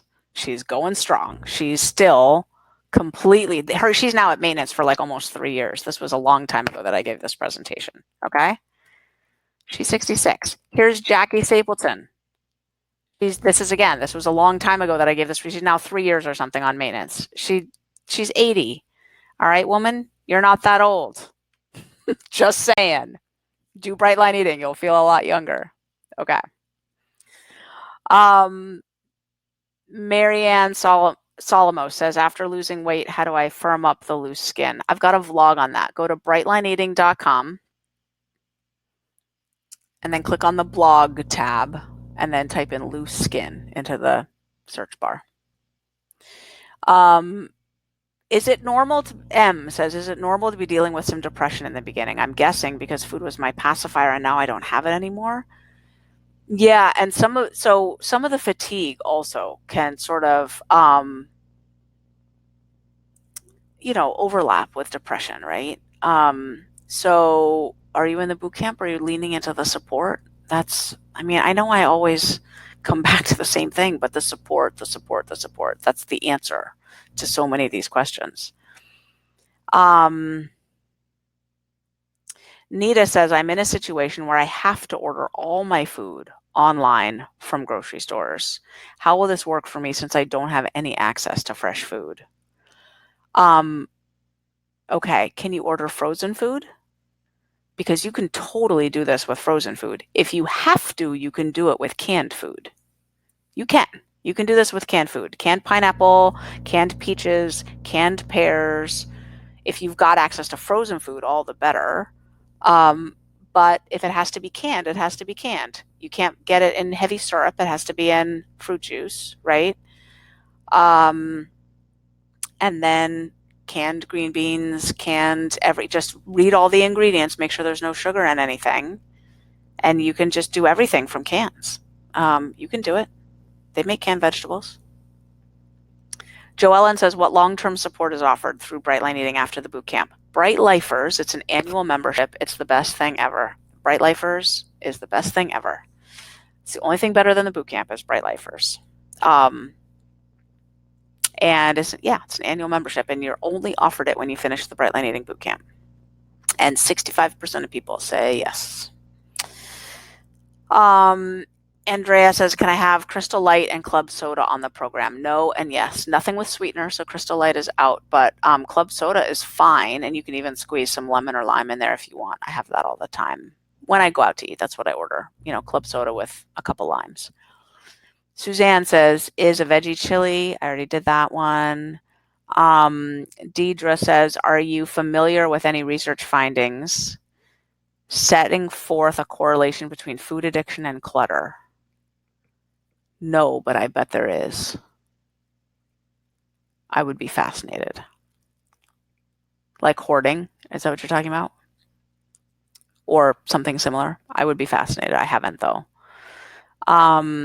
Pat says, I would be interested to hear your analysis on the science presented in the China study. Okay, I'm not going to go on and on about this, but I did read the China study. It changed my life.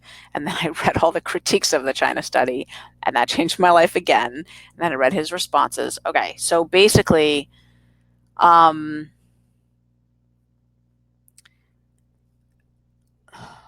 The China study presents evidence that basically animal products cause cancer, animal foods cause cancer.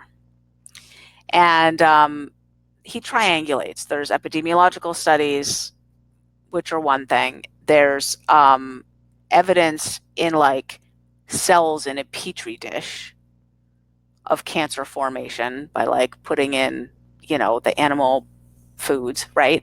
And then there's these mice studies, these experiments that they did in mice where they fed, maybe they were rats, whatever, rodents, where they fed the mice a 20% casein diet versus a 5% casein diet. And then they injected their livers with basically aflatoxin, which is it causes, tumors in livers. But the mice who were on a diet with only 5% of their calories coming from the dairy protein, casein, they didn't ever develop any tumors at all. And the mice that had 20% casein diets developed these massive tumors.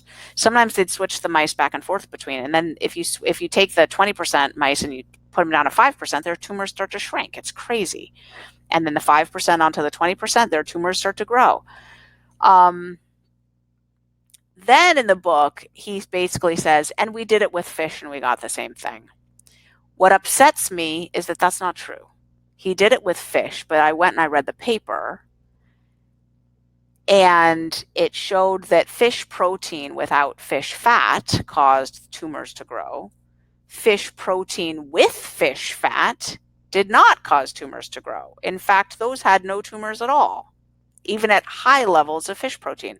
So the fact that he said, we did it with fish and we found the same thing, makes me mad. Dude, that's not what you found. Because I don't know about you, but I never eat fish protein without fish fat. I eat the whole piece of fish. It's got all of it in there. So the disingenuousness of that one line in the book,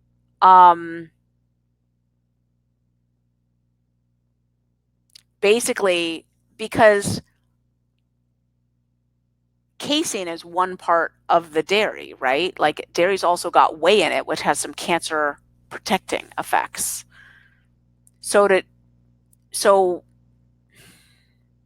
The whole sort of argument started to like look more specious to me when I read the fish study. That said, I'm currently back to not eating animal protein right now, and my reasons are more environmental. And if you want to see me go on and on and on, I got on my soapbox about that earlier today. Go into the Food Freedom Fest Facebook group and watch the Facebook Live that I did earlier today. I seriously talk about it for like 10 minutes, I think. I went on and on. It felt to me like I was overstepping a little bit. I seriously went on a diatribe around it. So if you really want to hear Pat, go into the Food Freedom Fest Facebook group and find the Facebook Live. If you click on the videos link, it should be right there. I did it earlier today. And somewhere in the middle of that Facebook Live, I spout off for a long time about why I'm not eating animal products anymore. It's environmental reasons, basically, and human justice reasons. Like, it's just not right to eat animals on this planet the way we're living right now, in my opinion, at the moment. I change my mind all the time. In Bright Line Eating, you can eat animals, you can eat dairy, you cannot. We do it all different ways here, and we are agnostic about that. Just saying. Cynthia says, if I register for the boot camp, do I also receive a copy of the book? No. Mainly because I don't want to have a warehouse of books and be shipping them off to people. Like, I don't know who would do that shipping. So no, you don't. Sorry.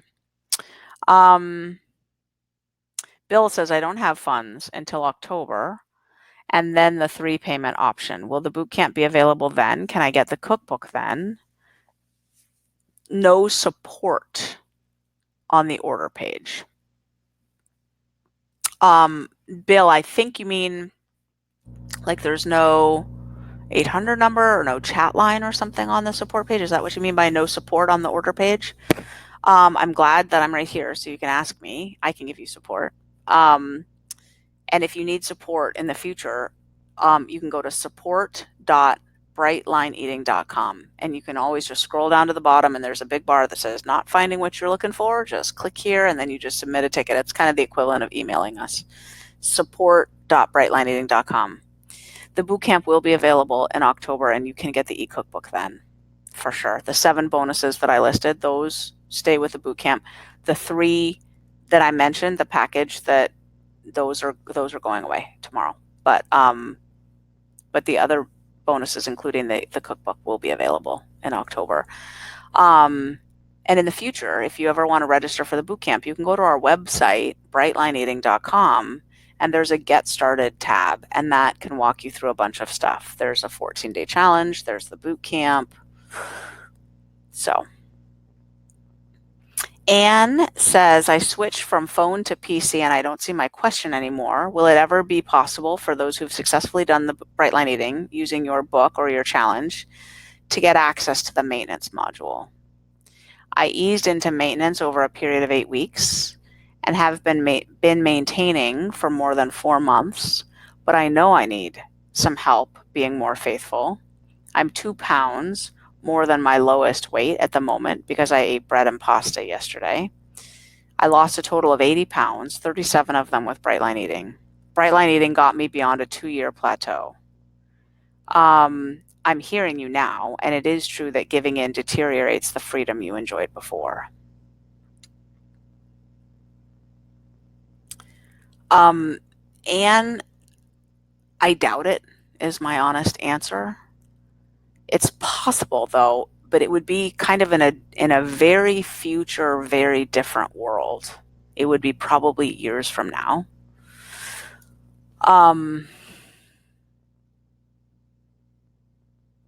We're working on developing a technology, ideally, in the future, more like sort of a Spotify or a Netflix model, where masses of people for, something nominal, like $10 a month or something, could have access to a technology where they could interact with each other, give each other support, receive training. And if we had enough people in something like that, the trouble is you have to build it in advance, right? It turns out to be very expensive. We tried to build it before, we got burned hard. And, pretty much almost all the profits of Brightline Eating ever went into that mistake. Kind of embarrassing. Okay, live and learn. We're still hoping to someday develop a technology like that. And in that future world, it might be possible that we would be offering all kinds of trainings that are currently only available in the boot camp to people who are doing something more nominal, like a 14-day challenge type of thing, or are monthly members in this type of app or something like that. I can imagine that, but that world is very far away, Anne. So my question to you is, like, today, and I just want to press a little bit, I'm totally overstepping my bounds. Really, for real, keeping 80 pounds off your body and living happy, thin, and free isn't worth $4.97? Like, really? Now, I was raised in poverty. Like, I know my dad was a cab driver when I was raised, and I know what money means to people. But I also know what it costs to be sick, and I also know what it costs to have 80 pounds extra on your body, and I also know the toll that it takes if you're high on the susceptibility scale to have your freedom robbed because you just ate some pasta yesterday, like every day, to be dealing with that. So I just want to check in. Really? Keeping 80 pounds off your body isn't worth $4.97? That seems like priorities that are out of whack to me. And I know I'm being really bold by saying this because I don't know you at all personally. Like, I'm totally overstepping my bounds. But there's a payment plan. And I don't know what that plate of pasta cost you yesterday, right? But there's money that you spend. And like, I'm thinking of this children's book, right? Where this kid is like, Mommy, are we rich? I think they ask their older sibling, like, Sarah, are we rich? And she says, yes, we are, but they're poor. Poor. And the kid says, what do you mean we're rich? And Sarah says, well, if I took your left arm, what would it be worth to you to have it back? $1 million? The kid's like, yeah. Right? And they just went through the body, right? The kids realizing that their body alone is worth $1 billion, right? Whatever. Like, I just sort of feel like when people think that the boot camp is not a worthy investment, it just boggles my mind a little bit. So I just want to say, so no. At the moment, there is no immediate future world in which the maintenance module would be available outside of the boot camp.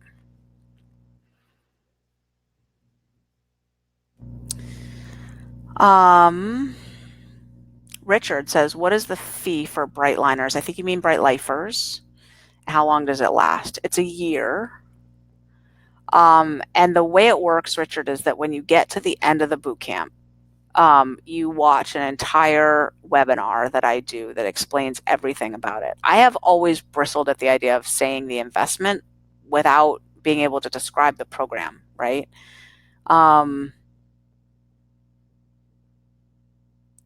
And I know people hate that because they like to be able to plan and so forth.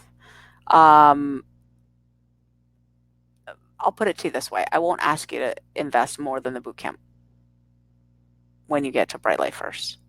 And that's an annual membership. And you get a lot for it. Just saying.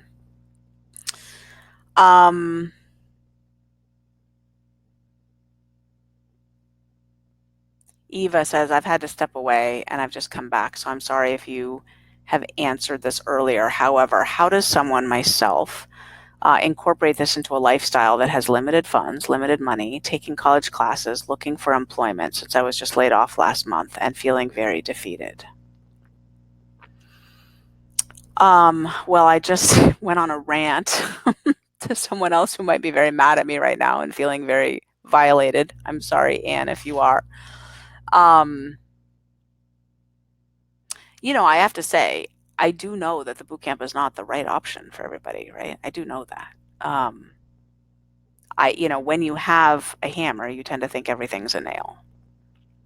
That's just kind of the way the brain works, right? So Eva, the most cost-effective way to work the Bright Line Eating program is to get the book from the library for free. And if you can get a few friends together who get the book too, and you can form a study circle and support each other and do the program verbatim out of the book. That's the most cost-effective way to do this. The boot camp has a payment plan associated with it. And in my opinion, it delivers value that's orders of magnitude better, orders of magnitude higher than the investment point. There's a 14-day challenge that's $29. That investment point is really low as well. That'll get you started. It doesn't have any support and it doesn't have anything longer than 2 weeks, but it will get you started. And that with the book is pretty economical. Okay. I think we're out of questions. Donna says, so not exercising includes a 30-minute walk. It totally depends, Donna. Are you an exercise bulimic? Like, have you in your life ever been exercising and wondering how many calories you burned and then comparing that in your mind to like how many calories you've eaten? If you've ever done that, then yes, it means don't take a 30-minute walk. We need to break that crazy right out of you. If you're like, no, I've never done that. That's insane. And you walk as a habit at the same time of day regularly or with friends just because you like to, it's fine. So it totally depends on who you are and what that walk feels like and means to you in your life. Yeah. All right, everyone, it's late. We've been on here for like ever, but I do believe all the questions have now been answered. Last chance, last chance. This is the last webinar. The Food Freedom 2018 Bright Line Eating Bootcamp ends and wraps up. Registration closes Pacific time at roughly midnight Pacific time, 11:59 Pacific time on Friday, the 14th. As I'm recording this now, that's tomorrow. If you're watching a replay, it might be today. And we'd love to see you in it. And just curious how many people stayed till the end of this thing. 343 people. Y'all are hardcore, huh? 343 people. And I love you. I do love you. I really do. This is such a labor of love for me. Like, I don't know how it happens. Every day I wake up and I'm just like overflowing with the energy to do this work, the motivation to do it. Like, It's so mission-based for me. It's so heart-based for me. Like every one of you on here, like I can feel. I just feel you. So thank you so much. All right, everyone. I'm going to say goodnight and go kiss my husband and my kids. I love you. If you want to join the boot camp, there's a little button that says claim my spot now. All right. Lots of love.